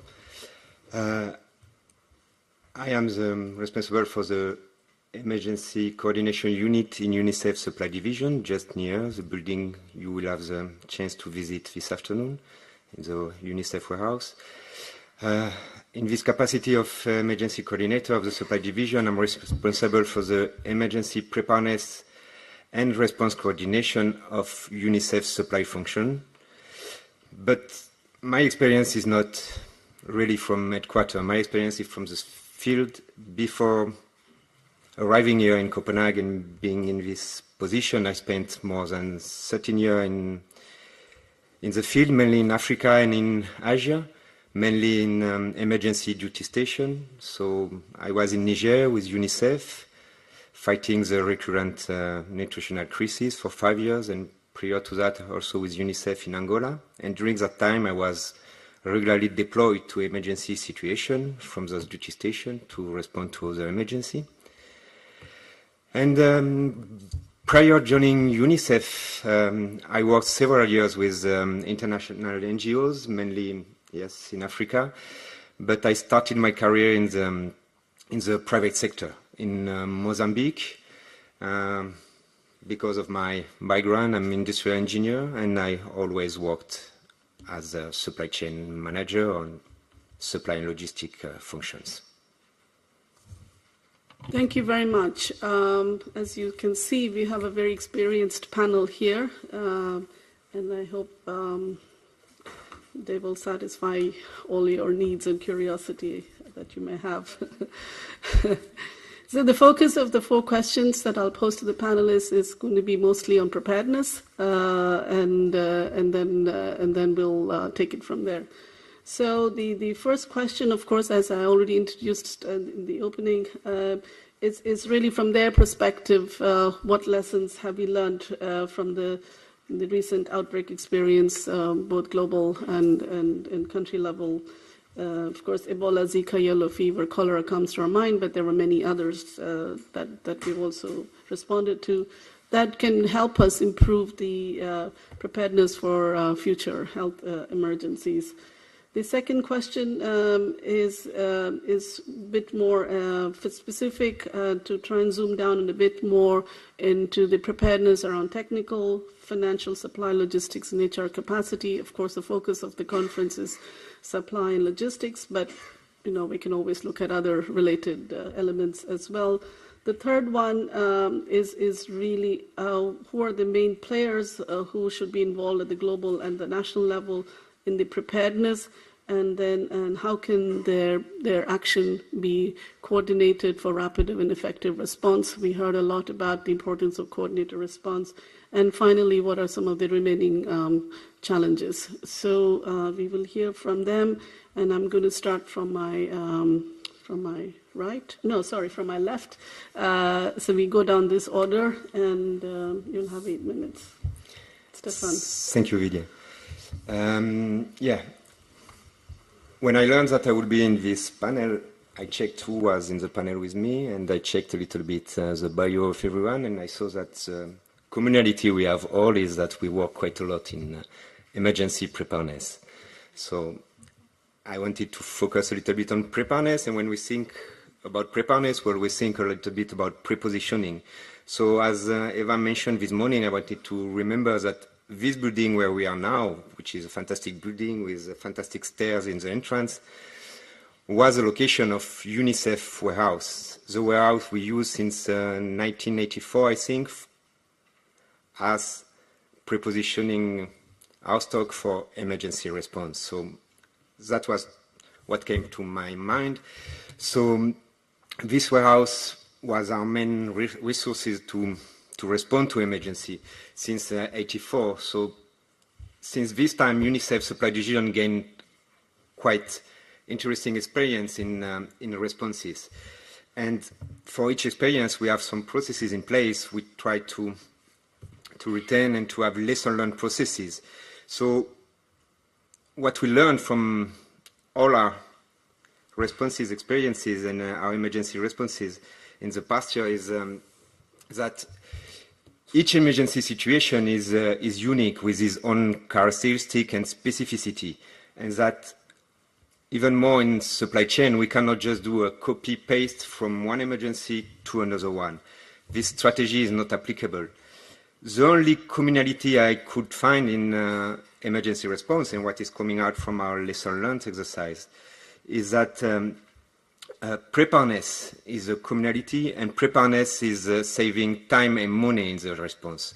So I would like to focus my few minutes now on preparedness. Preparedness, we can think about it, and I will focus just on supply and logistic preparedness. We can think about it at global level and at local level. What I say at global level, I will say it's at headquarter level. And one of the main challenge for global preparedness is the coordination of the different actors involved in the response, or that will be involved in the response. As different actors, I have in mind for sure UN, NGOs, private sector, academia, but also donors, civil society locally. So when I will say actors, I will take all those different actors. So one of the main challenges is to have a good coordination between those actors. To have this, we need for sure to have a high commitment from the management of those different actors. If we have this, we have the staffing who can engage and can start the coordination. For sure, I think Rico mentioned that in his presentation, each one has to play a role and has a responsibility, but each one should play with his strengths. That is to say, okay, if we are UNICEF, we have experience in emergency response, we'll focus on that in supply and logistics, maybe in warehousing in this country, so we should play with our own strengths and not trying to do something we are not able to do, because we have actors who have already experience and we should use it, as Rick was mentioning. For sure, we always think about the global stockpiling, so we can have each agency our own stockpiling and preposition maybe in Europe, in Copenhagen, in our warehouse, but also proposition near the field.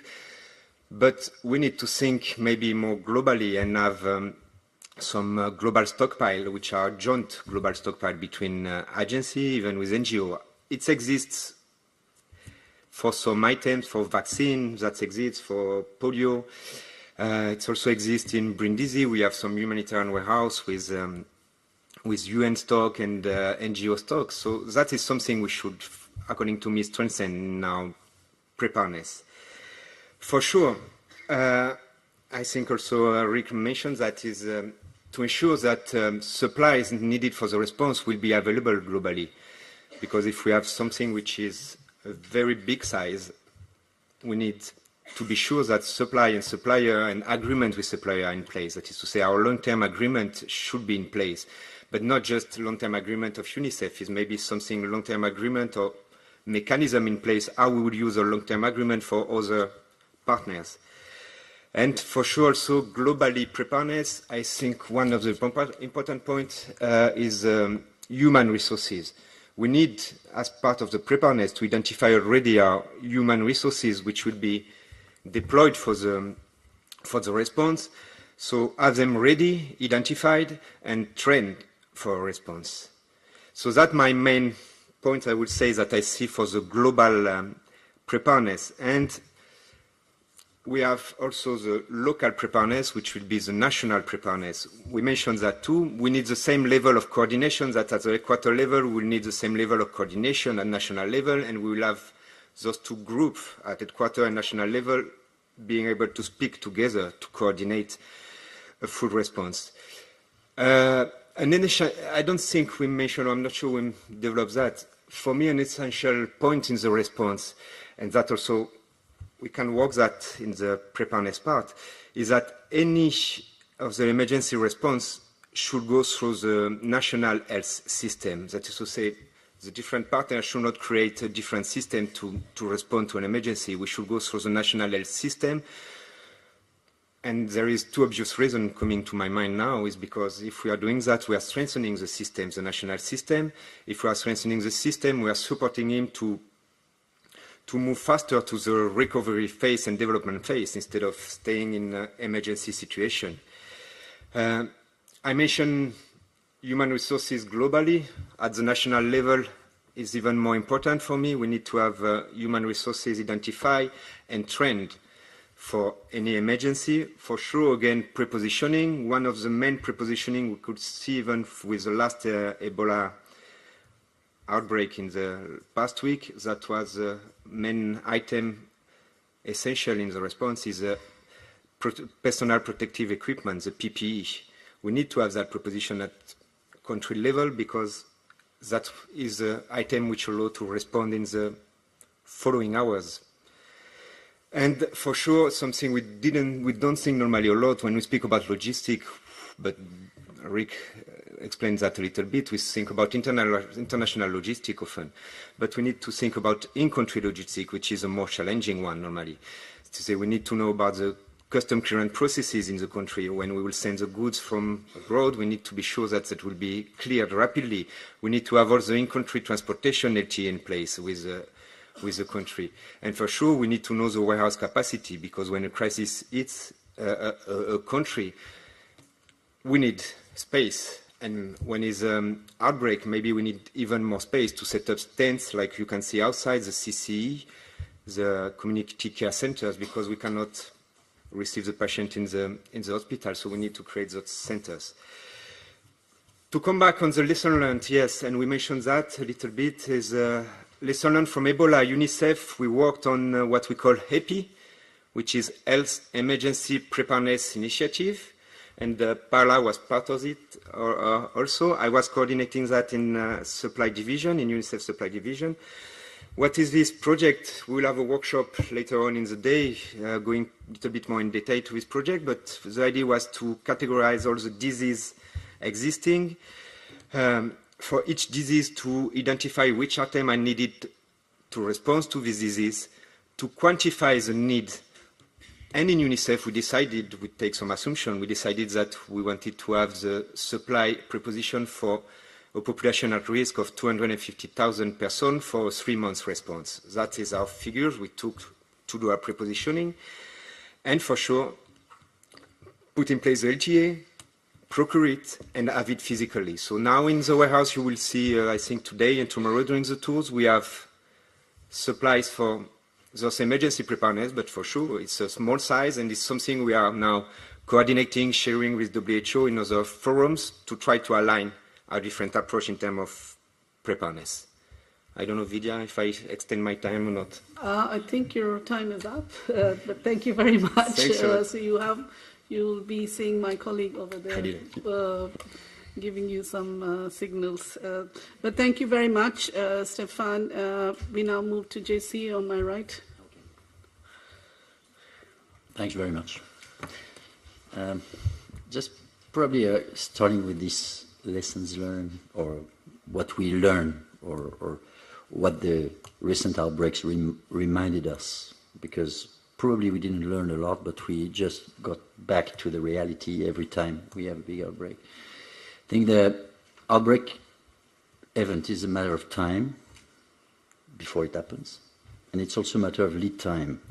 And for us in logistics, the real challenge was to ensure that we can, or is to ensure that we can be ready for a very short time intervention, but in a very at the early stage of the intervention, and even before, I would say, because the logistics is involved also in the surveillance system, and the weak surveillance system, of course, create the conditions for something you miss really, or is out of your target. And we know that most of the states we are working, or where these big outbreaks are occurring, reflects some kind of a weakness in some part of the health system, whether it's the response, the care to patients, or the surveillance. But the surveillance for us is really crucial. And the second lesson we took from this Ebola outbreak, for example, is, and this was our colleague from MSF mentioned before, is that we had to change the gear and to transform the organization, to be able to respond better to that, to anticipate and to respond faster. And that's basically what we are doing. Of course, we are starting from a very low level in terms of operational capacity, especially in emergency. But we are working on it, and I think it's the supply chain is one of the elements. It's not the only one. I think for outbreaks and health events, an important point is that we should be able to support field operations. And as my colleagues know, all of them probably, the weakest point we still have in the supply system and delivery system is the last mile. The last mile, it's not that the thing is exceptionally complicated, is you need to really develop this capacity, have this capacity in the field to make sure that what you bring in the country or what you bring, even you distribute at the provincial level of a country, is really delivered at the end. And we had this problem in Ebola. We knew that a lot of supply was coming. I don't think, despite the alerts we had during the Ebola, the supply we were never in shortage, except at the very beginning of the outbreak. But after once the pipeline were open, we delivered in the countries, but in the field, not, it was very poor. And the capacity in the field at the last mile level is about human capacity, human resources capacity. If you have them, if the government has them, you can deliver. If you don't, nobody delivers. And having this capacity to support a team in the field to do not only the isolation as MSF was doing in many of these outbreaks and essentially in hemorrhagic fevers, it's essentially about contact tracing, it's essentially about community engagement, it's about sample surveillance, it's all about this logistics, which most of the time is very, very much neglected in the outbreaks. We think big, we think about supplies, we think about pipelines, we think about but the operation, and we saw that recently in the Ebola in Congo, you have to sustain a team of 20 people, probably coming from 2 or 3 different organizations, having to do their job in the field. And this logistic there is very specific. So this is probably something we also together probably need to develop more precisely to ensure this last mile support. During the Ebola, we saw the importance of the coordination of the pipeline. The pipeline was kind of ad hoc. Everybody at one stage or another had to bring some PPE. The PPE became the very, the ultimate item. And at one point, the coordination, even on an ad hoc basis, was pretty efficient. I think we could have a perspective, not precise, completely precise, and we need to work on that, I think, for the future.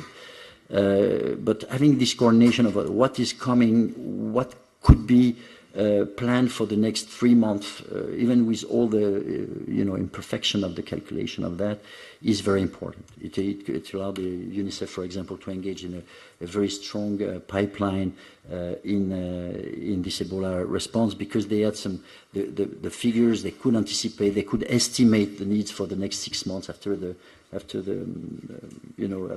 of the Ebola. So I think this kind of thing are the lessons we learn. Ebola was a strong outbreak, was a big outbreak. Everybody wants to, have a lesson to take from that. I'm not completely sure what we took. We took good lessons from other outbreaks. If I talk about the cholera, for example, which is not, I don't think we have a lot of lessons to learn about Ebola. No, cholera.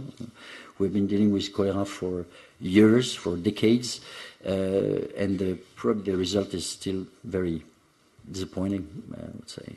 And so probably we need to do more in terms of cholera, as you know, is the logistics in cholera response is an enormous element of this response. We probably should discuss that at the level of the 3 main clusters involved in cholera. I think probably there will be. It would be great to have a strategic discussion between the health cluster, log cluster, and WASH cluster to see how we can handle better those cholera, which is cholera is spreading around Africa now everywhere. So we could probably have a global strategic approach in terms of logistics and operational support in the field.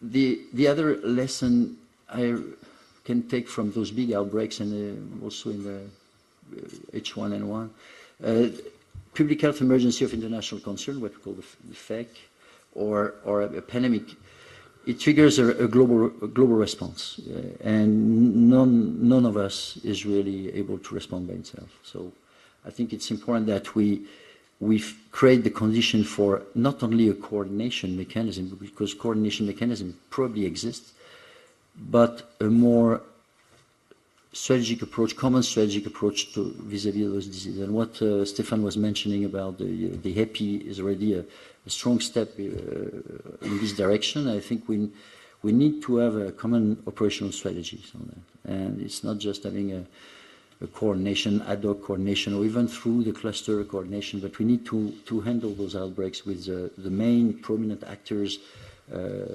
including private sector.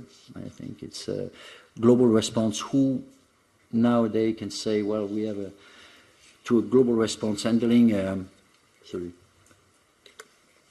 outbreak of, I don't know, 24 or 40 simultaneous outbreaks in 40 countries. Who has the capacity to handle that? You know, if you don't engage with more non-traditional actors in that. Probably a lot big private sector actors have the capacity not only to provide supplies, but also to provide services, operational capacity. Scaling up in that is kind of a...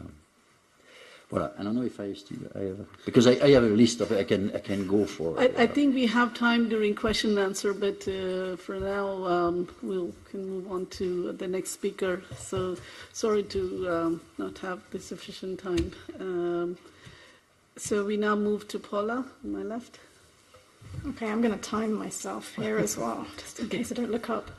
So I was thinking back to my time in Sierra Leone and some of the things that really stood out. And what I want to caution everyone is that all of us saw different things. We saw things that worked well, and we saw things that didn't work well. And so we have different perceptions of these lessons learned. So the first thing is unpredictable consequences.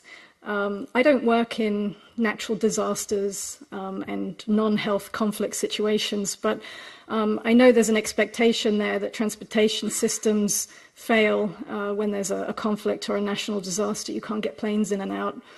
With the Ebola outbreak, I think it came as a surprise because there were a whole bunch of flights that were cancelled. And of course, that immediately caused massive problems for the supply chain because individual organizations were carrying their own supplies and taking up all the space, and there was a lack of coordination on that side of things. And then just as another example, stockpiling of PPE by countries that were unaffected by the Ebola outbreak but thought that they may be at risk. Whether they were really at risk or not is subject to debate. But we didn't think that that would happen, and then it happened, and we realized, oh, we don't have enough supplies to send to the countries that really need it. So these elements, these unpredictable things, unexpected things, we need to somehow plan for those, and we need to do better risk assessment. We need to be exploring those questions, I think, that those things that we don't think will happen, unpredicted things, and making contingencies for those things. Secondly, situational awareness was absolutely critical. What storage conditions and capacity for supplies that were on the ground, not only at the central level, but right down at the field. When you had tons of supply going into very remote sites, sometimes they had so much supply they couldn't even move around their own facility. So we had to have a balance of supplies that were going in. And then also supply and sample transportation systems. And as a lab person, I would like to focus on that because I remember going into country and seeing that, unfortunately, lab was behind the response, as it often is. And I think part of that is you don't have lab people at the highest levels usually who are going to be there to give advice on diagnostics. Obviously, CDC Atlanta was heavily involved, and WHO Afro, where there is expertise. But I think sometimes that happens a little bit too late. Then on the end user's understanding, one thing that struck me was we were going around to the field sites and we were looking at people putting on PPE and taking it off and seeing how they use it. And there was, at the beginning, there was sort of a misunderstanding of how to use supply. And that really heavily impacted our ability to do quantification and forecasting at the highest level. As did the processes that were being used on the ground. So in one hospital, you'd have a team of 30 people going in 3 times a day to the treatment center, and in another site you'd have maybe a team of 3 people going in 30 times a day. And when you look at how many supplies they use, the variation is unbelievable from one end to the other. So having predictability in our supply chain is really important, and designing models like the HEPI model that have enough flexibility in them that you can assess certain variables, model certain variables and scenarios for how supply is being used based on different processes.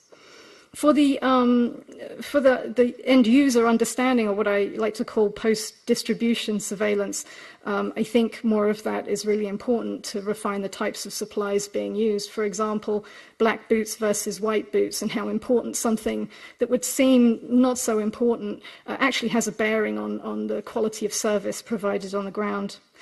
For situational awareness, we have lots of opportunities now. The joint evaluations that are being done, the Global Health Security Agenda that's doing a lot of work on systems, what's available, even down at the laboratory level, even down at the field level. We want to maximize the use of that information. Diagnostic testing, it's good to have referral processes. We need those. They were so critical to isolating patients in an appropriate manner and not exposing people to the disease. And not just having those as part of your preparedness plans, but actually doing some quality assessment, testing out those processes to make sure if you have a written process that says you've got this sample transportation procedure, does it really work? And using using samples to mimic that, fake samples to mimic that is important. On the multidisciplinary side of things, we really need to make sure that it's not just the Ministry of Health, but Finance, the Department of Defense, all of those organizations are involved because they all contributed heavily to the response. We're learning lots of lessons in preparedness planning. As Stefan, my colleague, just mentioned, we seized upon the opportunity to categorize disease outbreaks in a way that allows us to identify essential supplies. And we did that in a variety of ways, using mode of transmission, historical data. We did a lot of modeling. And I have to say that, of course, there's no perfect model. As long as we can have models for high throughput, medium throughput, and low throughput as an example, we can actually do something useful, and it allows people like Stefan to preposition supply, be more prepared. Let me see. On the actors, I just want to reiterate the importance of organizations like WHO Afro, and Africa CDC, which is a new organization that's going to be heavily involved in laboratory services and looking at also preparedness and response plans for outbreaks.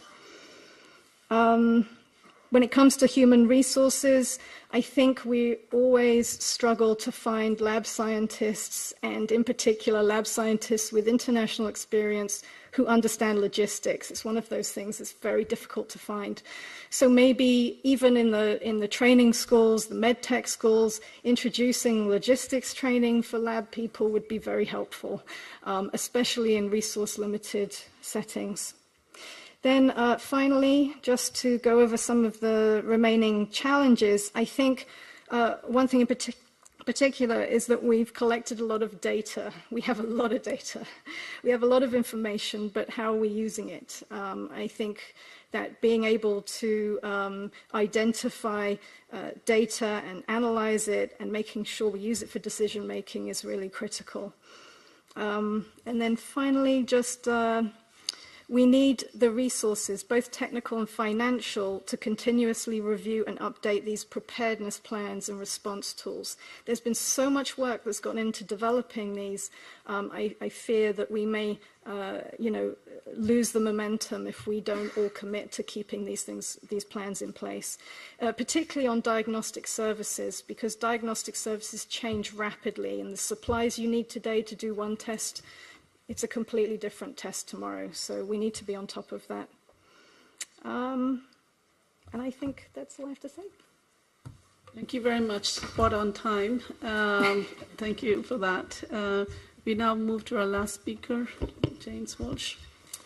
Thank you. So I mentioned in my introduction that I would speak more about the Global Rapid Response Team. To say that CDC was prepared to respond to Ebola effectively, that would be, not a true statement.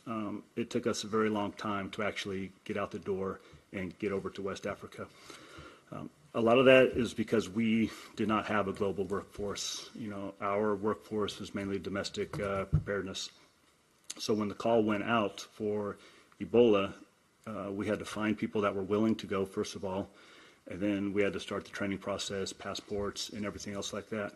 And it took, in some cases, up to a month to get one person out the door, and that's obviously way too long in an emergency response. It just won't cut it. On top of that, Guinea threw in the need for having francophones, French speakers that were able to go and actually work in the country. So we had to go out and find those and get them to volunteer to go as well. That was probably the biggest lesson learned, was that we needed to develop a workforce that was ready to go. And Dr. Frieden at the time, the CDC director, said he wanted a team that was ready to deploy at least between 50 to 60 people out the door within 24 to 48 hours. So he made that statement in 2015, probably April or May. By September, our team stood up. And it was a tiered approach. So we have 3 tiers of personnel, and with tier 1 being primarily the core team, there's about 20 of us that control the rest of the team, and we're ready to go as well to deploy. Tier 2 is made up of another 50 people within our branch, within our division, that routinely work in emergency situations. And then tier 3 is a call agency-wide, and with that, we're up to about 500 people now that we've trained, we have passports for, we've evaluated their language capabilities, and we, in 2016, this team put in 10,000 man days in responses to over 90 responses across the world. So that was just our first year. So to us, that was a huge lesson learned, and then followed by a pretty big success. We do believe in this team. We believe this team works, and when people join the team, it's a 2-year commitment. And so for 2 years, they obligate 2 months out of the year to deploy, and then we push them off and we bring on a whole new cadre, so that we're constantly preparing the agencies, with the hope being soon up to around 750 people possibly on this team. So yes, we would be ready to respond.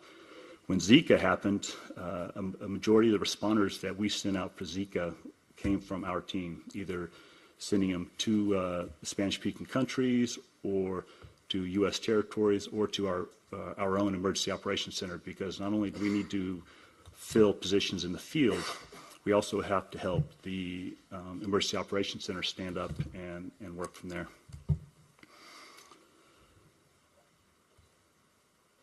So regarding preparedness for future health emergencies, how that can be improved,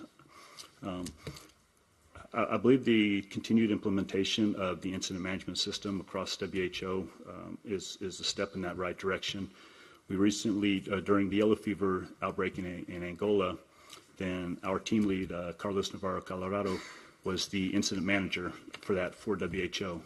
So here you have a CDC employee actually being the incident manager for WHO response. So that working together, is definitely a step that we want to continue. And likewise with the EMTs, we have personnel from our team that collaborate with the development of the EMTs as well.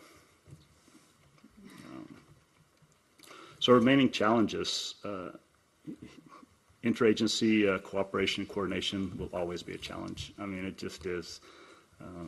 We have a saying, we don't like to play nice in other people's rice bowls. And it's just, we have to overcome those barriers for an effective response. Another challenge is failure to plan adequately. We always seem to plan for the last event. We never plan for the next one. And that ends up, hurting us. Fukushima, they planned for a tsunami, less than 10 meters. And when the tsunami came that was greater than 10 meters, they weren't prepared. Ebola, another example. And with the stockpiling of materials like the PPE, then we found that out during Ebola also, where a lot of agencies within the U.S. were ordering PPE just to have on hand, and essentially taking that out of the system that could have been, used elsewhere. So we have to watch that. And in fact, the director of the Strategic National Stockpile then took it upon himself to actually coordinate the purchasing of PPE across the U.S. government. So we made sure that everybody felt safe, that they had the PPE they needed, but at the same time, we didn't drain the system. And I think that sums it up. Well short of my time. Thank you so much, and I really appreciate the time that you've all given us. We've got about 15 minutes total, so let's take most of it for question and answer, and I'm sure we'll be helped with mics. There's already a hand on that side, one in the front. Oh, wow, okay. So it's 1, 2, 3. Let's take 4 rapid questions, and then we'll look for rapid fire response, and I'll come to the left.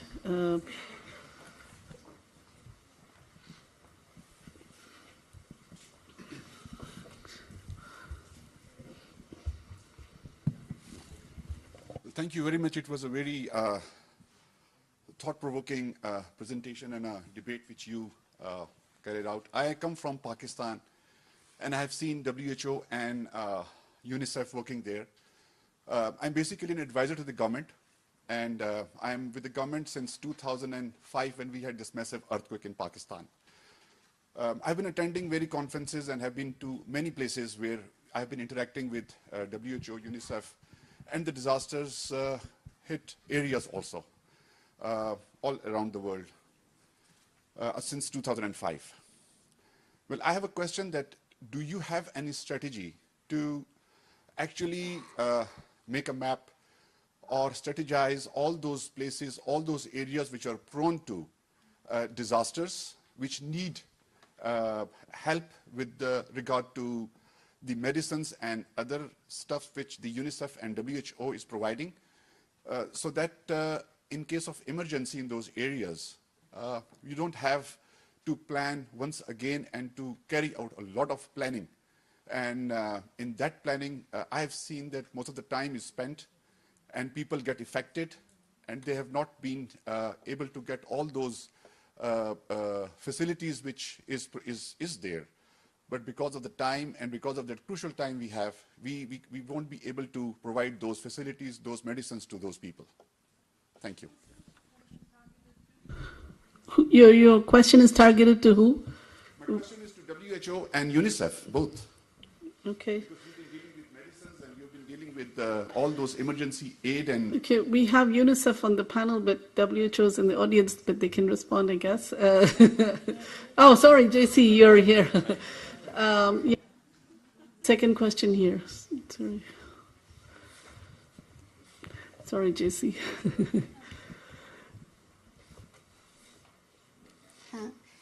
Thanks. My name is Andrea Papin. I had a question for you, Dr. Walsh or Mr. Walsh? Oh, just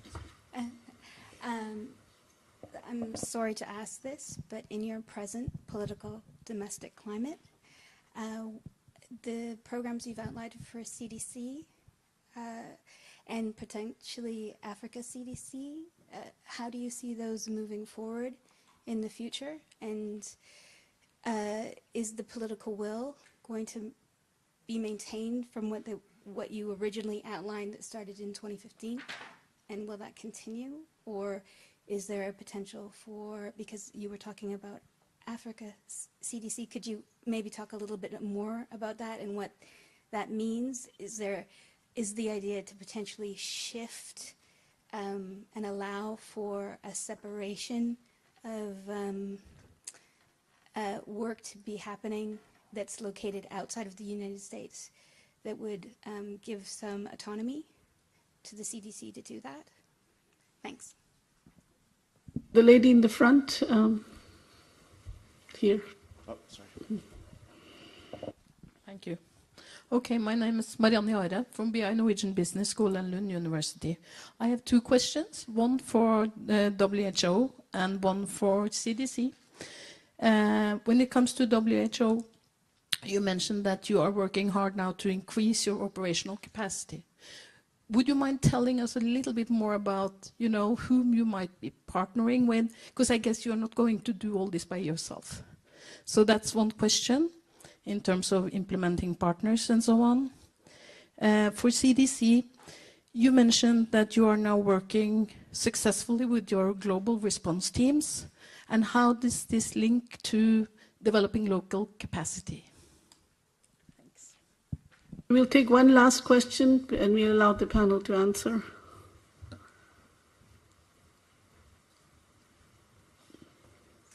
Very quick, Clinton. I'd like to build on what our colleague from Pakistan asked, which is, and was mentioned in this morning's keynote as well, so there's a lot of emphasis... Introduce yourself, please. Sorry, Clinton D'Souza from Imperial.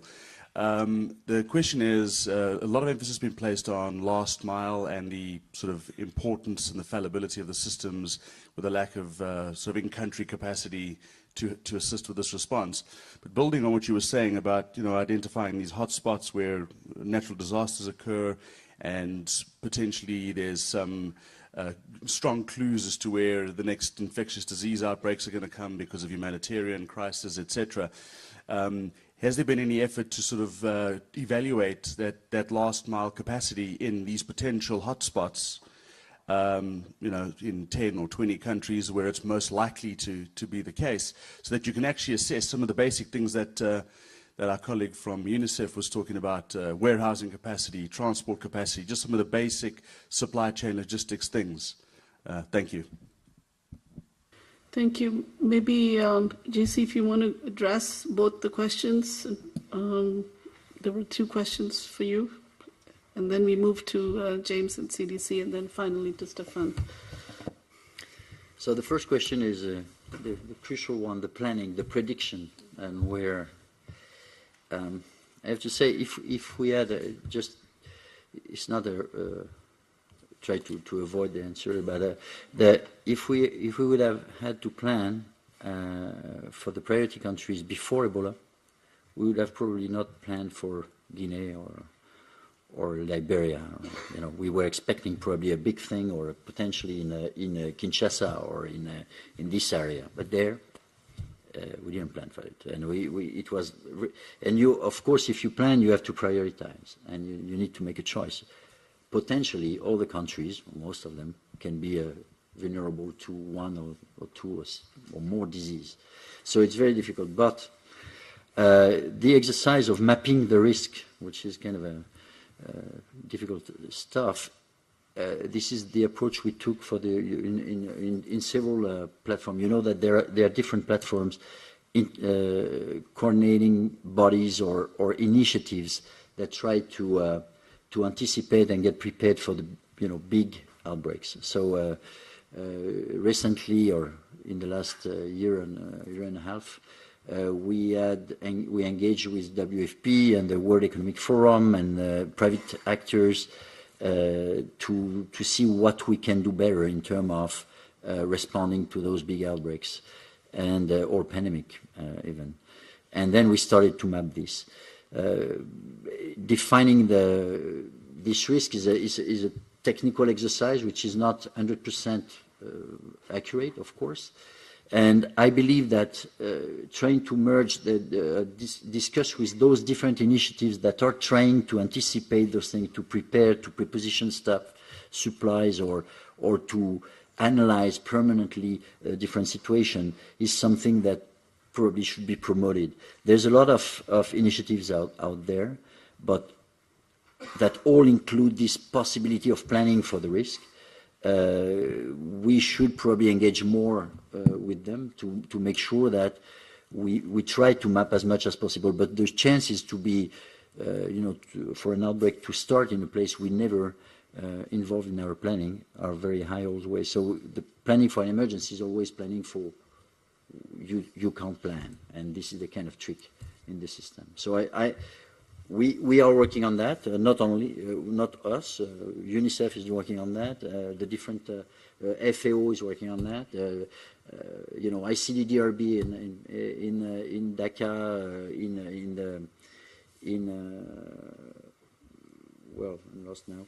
A lot of partners are working on these things, but we need to get more accurate system. And also what could be very, very interesting also in the mapping is also to try to simulate and to work on the modeling. Because the models, and we have this discussion ongoing with Northeastern University, which is probably represented today, to see how we can also not only plan the impact of an outbreak on the logistics, on the supplies, but also to plan for the development of this outbreak, how fast it can go, depending on where it starts, etc. This is a whole exercise, very intellectual and theoretical, but very useful for us. We are working on that. Partnerships, very quickly, in the reform process, we put the partnership as a kind of prerequisite or a kind of a given. We will, and we have to engage with partners. We know that the intention of WHO in terms of operational capacity is not to develop the same capacity which is or may be already existing in different organizations. Main partners, of course, are or potential partners for the future is WFP, UNICEF, probably FAO, which is already a partner. We are already partnering with UNICEF and FAO and WFP, but to engage specifically on this domain of emergency response, there's still a work to be done, but it's on the way. Very much. 2 questions to you, James. Yes, so political will. Our program was actually funded for 5 years. So we're only in year 2, so we're at least safe for another 3 years, hopefully. The other good thing is yes, we don't have a CDC director yet, a permanent one. However, the HHS secretary, Dr. Tom Price, is from Atlanta. So hopefully that protects CDC a little bit. We're not expecting, of course, the government, the entire government is taking cuts, and rightly so. Spending was somewhat out of control. But we do not expect, at CDC, we do not expect to take large cuts where it's going to affect critical programs. As far as Africa CDC goes, I'm not 100% aware of that program. It is autonomous. It's not, we're helping support it, but we're not part of Africa CDC. It's different than the US CDC. And it's developing local capacity, that will continue through the Global Health Securities Agenda. I know I was in Cameroon teaching a medical countermeasure distribution course to their ministry. There's other courses going on like that.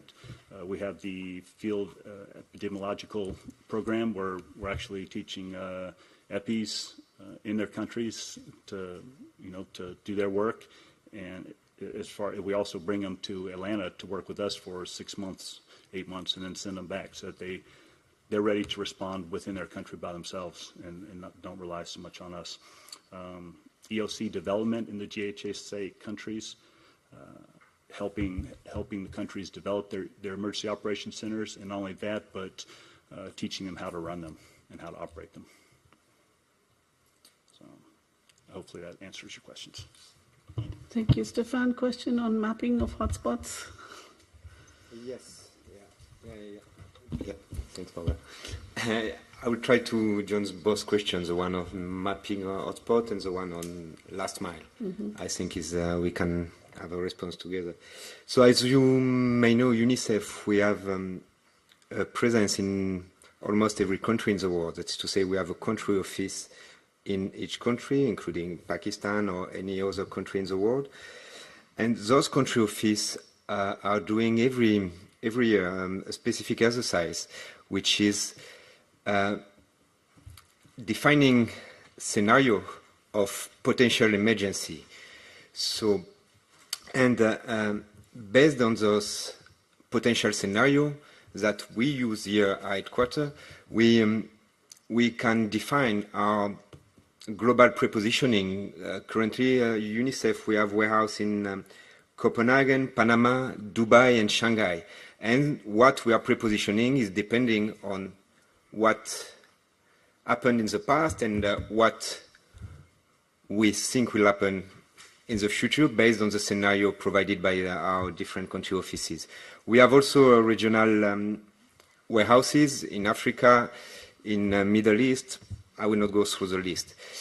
So that our global preparedness is driven by the country offices, by the different scenario and the exercise they are doing annually.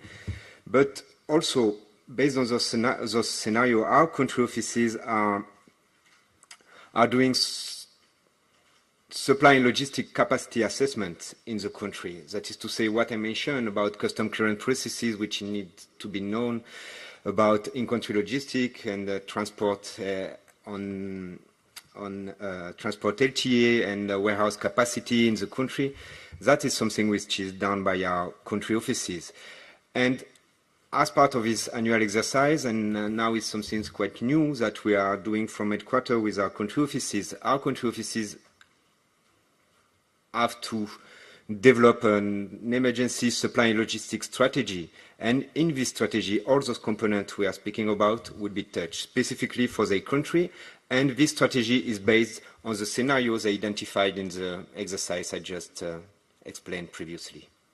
I hope that responds to the question from the targeted country and also for the last mile, explaining how our country office works. But if not, we can have separate bilateral discussion on how we work in UNICEF, yes. We're almost out of time, but I think if the organizers permit, if we can take 5 more minutes and have a few questions on this side of the auditorium on my left. I was thinking all the questions came from the right, but there's one coming from the left. Thank you.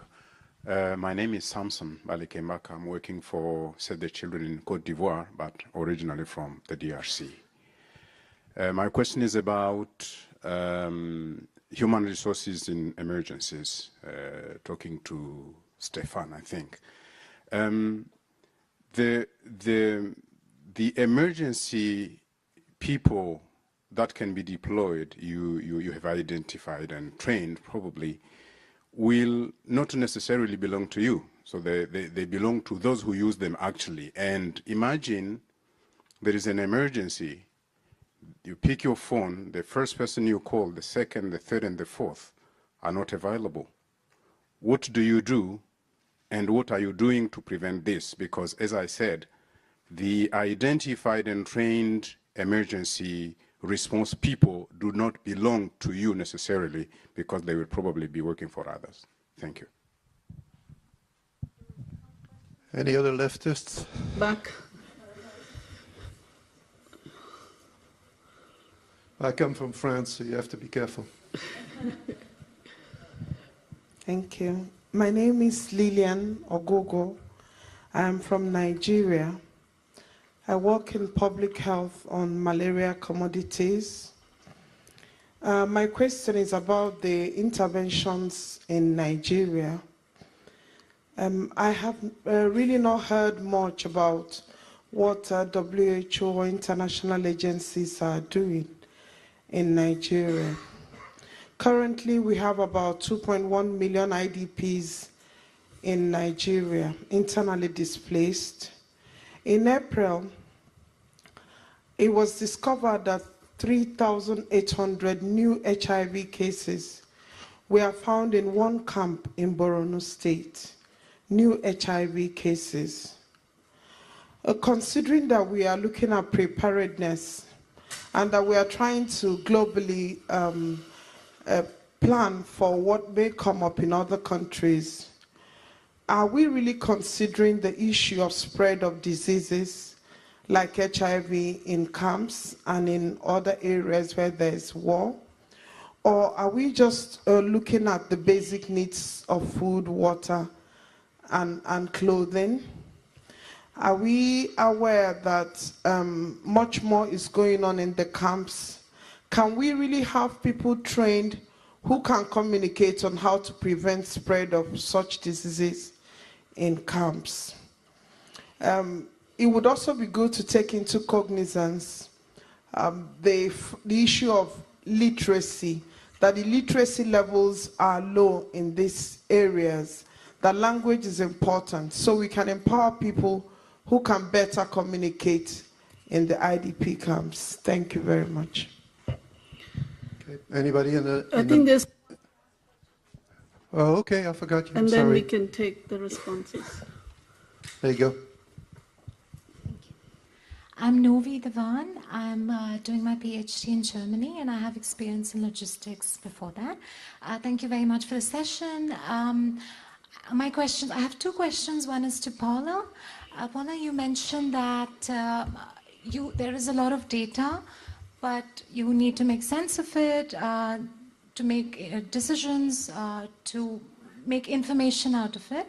I was wondering if you could give a few examples of how you could actually, you envision making sense of it. Would it mean, I don't know, improving flow logistically, or reducing diagnostic errors? I think this would be interesting because it's forward-looking.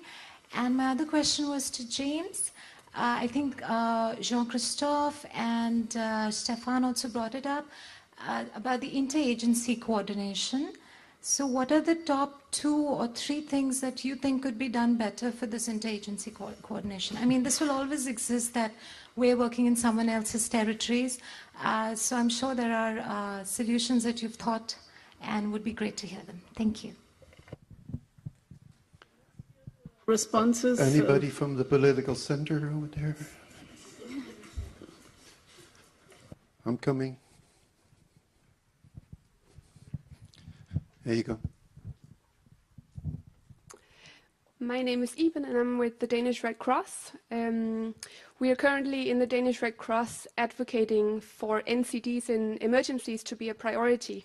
And therefore my questions go to the WHO. I'm curious to hear a bit about how you work with NCDs in emergency, and maybe more specifically to preparedness, how you include NCDs in preparedness planning. Thank you.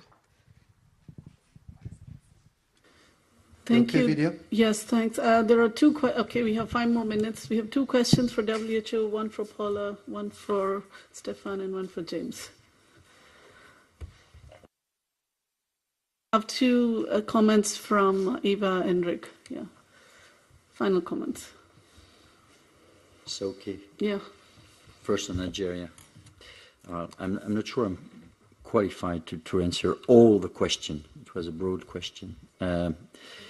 On the side of the emergency, because AIDS is not necessarily my focus as operational support in Nigeria. But what I can say is that in Nigeria we have deployed and we're still deployed in Maiduguri, and displaced population there in the north, supporting the Ministry of Health in primary health care. So I assume that there's a component of non-communicable disease in these activities. I'm not fully sure that we have what is the strategy to support the AIDS program globally in Nigeria. What I can say is that we are also the activity of polio program is still very, very strong in the north, and we try, despite the difficulties there. That's all I can say. Maybe I don't know if Rick wants to take the floor on that. He may be more qualified. The second question was on interagency coordination. If I had to identify the essential, I think we need to work in logistically speaking. We need to work on the information management in the last mile. I think the determinant element, which is difficult in those big emergencies and essentially in outbreaks, is to ensure we have a better picture of what is used in the field, that will allow to make a kind of a forecasting, not only to forecast on kits and emergency kits. Emergency kits now we are basically, when I looked at the figures for the next year and even for this year, we saw that the main manufacturers of kits, emergency kits, were completely overwhelmed. So we ask kits as a kind of a normal recurrent tool for emergency or long-term emergency situation, while we could have, based on a better and more precise consumption in the field could start with a bulk pipeline and more adjusted pipeline. So that's one of the things. Taking the experience of UNICEF, I think we need to learn much more on that. We need to work on this capacity because it's all about cost effectiveness in the field. We saw that for the PPE in Ebola, but not only. It's a recurrent issue. The question on coordination for the recurrent emergency, I think where the platform for coordination exists. They are more or less strong depending on the country. The clusters are a good start for coordination. What I would say more in terms of preparedness is we probably should work more on the, somebody mentioned that before, but on the big one also. I mean, we are talking about Ebola, which represents a big outbreak, an enormous outbreak, but it's far away to be a pandemic. So what do we do in a different scenario where the H1N1 type, how do we prepare for that? That's something, personally, I'm kind of, anxious with that because we are probably not ready for that, far to be ready for that. Okay, we are facing a crisis now. We have to finish our panel in 1 minute. So NCD, just one question on NCD. We are including NCD in the response in protected emergencies. We have also developed with UNICEF and UNICEF an NCD kit to be systematically distributed in those contexts. James, 20 seconds. 20 seconds. No pressure. So as far as solutions for interagency cooperation, what we've tried to do is embed liaisons in other agencies. So we have, within CDC, we have a liaison from USAID, Office of Foreign Disaster Affairs, who we working directly with us. And likewise, we send a representative to DC to work directly with them. And we have liaisons in WHO and UNICEF as well, working in Geneva full-time or traveling quite frequently. And then with, as I mentioned previously, with Carlos Navarro, Colorado, leading the yellow fever outbreak in Angola for WHO, that was a huge piece of creating that interagency cooperation. Thank you so much. Yes, very quickly. So 3 things on the decision-making, data for decision-making. Firstly, logistics information, and at the risk of having tomatoes thrown at me by my logistics colleagues, I think we're often trying to get people, especially down at the primary healthcare level, to collect too much information, too much data, rather than fixing the things that are broken. If they've got full supply of certain items, which they always have, you can always find 3 or 4 items that are problematic. We need to focus on those. Secondly, I'm working on a malaria elimination program I just came back from, and it really was stark. HMIS data, 30 to 50 indicators collected per patient, but not really using that to focus resources on where we need to do surveillance and response for malaria elimination. And I can talk about that more offline if you're interested. And then finally, the lab assessments. We've got this really good tool from WHO called SLIPTA. It's an audit tool, collects a lot of information about different aspects of lab.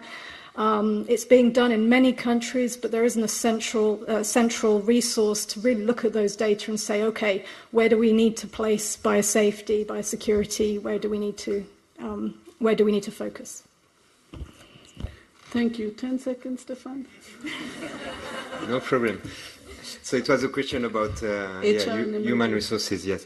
So I will just explain in UNICEF, we have like 2 ways of deploying our human resources. One is the one you mentioned, the external way, that is to say we have a roster with identified people. And yes, for sure, if, as you mentioned, if there is a very big emergency, maybe the same people will be requested by other agencies. That could be a bottleneck, yes.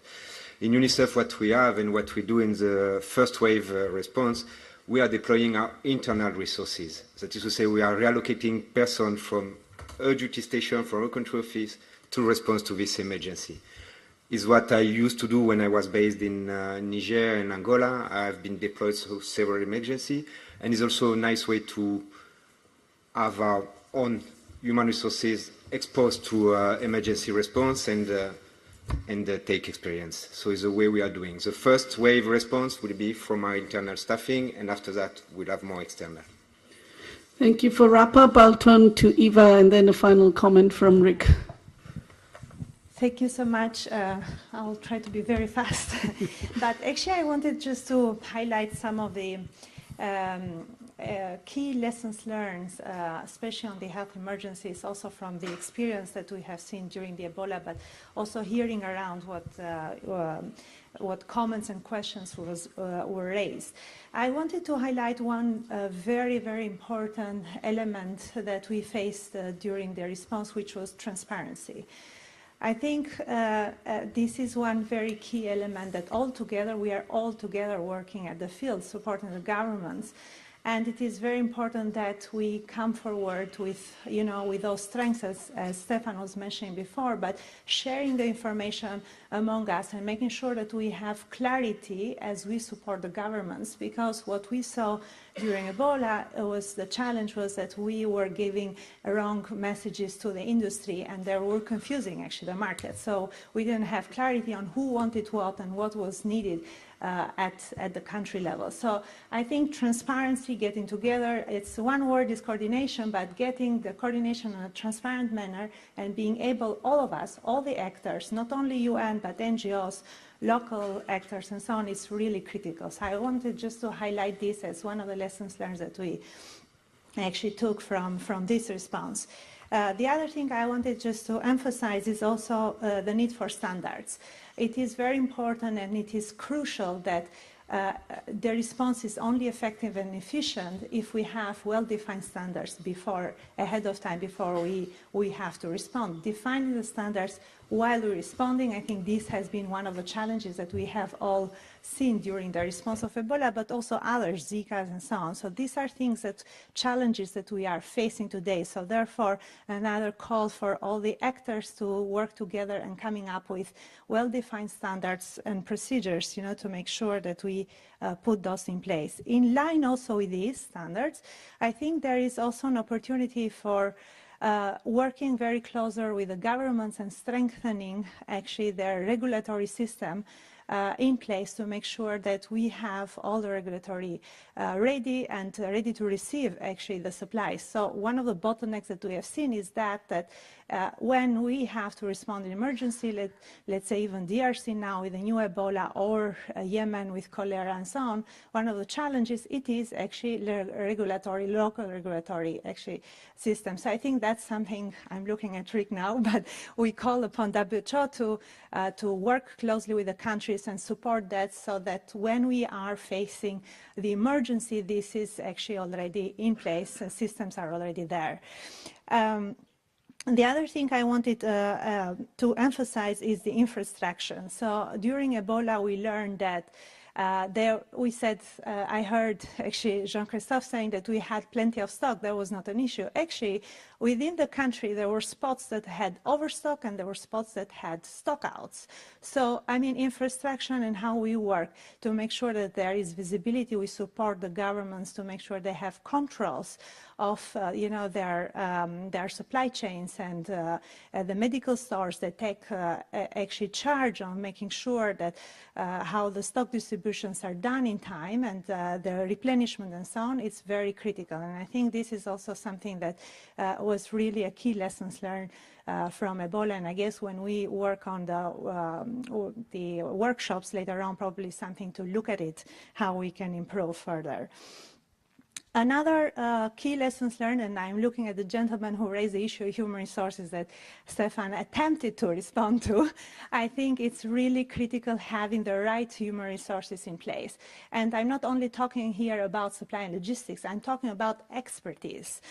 When we had the Ebola actually coming to facing Ebola response, we faced that we were having a shortage of experts to develop protocols, to put in place standards standards, to train the health workers on doffing and undoffing the PPE. So we know all of these things, and you can't really do this during, as you go during the response. You have to build the capacity well before. You have to put systems in place, protocols in place. People have to be trained. So then we are ready, prepared for this response. So I think that's also something that we call upon, and I want to emphasize this because we have a room full with students as well. So I think it's an opportunity for us to highlight, the need for actually getting engaged, getting curiosity, getting involved in these type of things, learning and being able to come forward and support this, probably not necessarily only during emergency, but well before, during the preparedness phase and so on. So then together we can prepare the next generation for responding to upcoming emergencies. So I'm just making a call here also for the future generation. And then the last thing I wanted to emphasize is that, yes, as part of all these lessons learned, Stefan touched upon a little bit that we actually came up with analysis. We had a working group with CDC, with WHO, of course, UNICEF programs, to come up with disease actually packages and coming up, doing an assessment, what is going to happen down the line, where are our weak spots and where are our pain points, and how do we need to prepare for those. And after putting in place these disease packages and identifying the risk, and we came up also with modeling exercise, and this is how we finally resulted on a stockpile to initially have ready for response to outbreaks. So that was just a summary of key highlights from UNICEF perspective of learning as we respond to emergencies. I give it over to Rick. Thank you. Yeah, I can just to respond to the question about risk assessments. There's a global index called the Inform Index, which is managed by the Interagency Standing Committee, that looks at hazards, vulnerabilities, and capacities, particularly for natural hazards and human-generated hazards. And based on about 8 different variables across those categories, an index of risk is produced. WHO is working with the ISC to add infectious hazards into that index to look at the risks for outbreaks. On the issue of Nigeria, I could say a lot, so I'll take that offline. Yeah, we have visits scheduled and these sorts of things, so we have to be rather strict on schedule. You want to? Thank you. I just want to say thank you to all the panelists and enjoy the rest of the day and the lunch. Thank you. Wait a minute. The people who go on the visits, please grab your lunch first. The others, we start again at 1:30. There's 3 different rooms, 3 different types of sessions. We have workshops, we have presentations. So you choose whichever one you want to go to, be there at 1:30. Okay.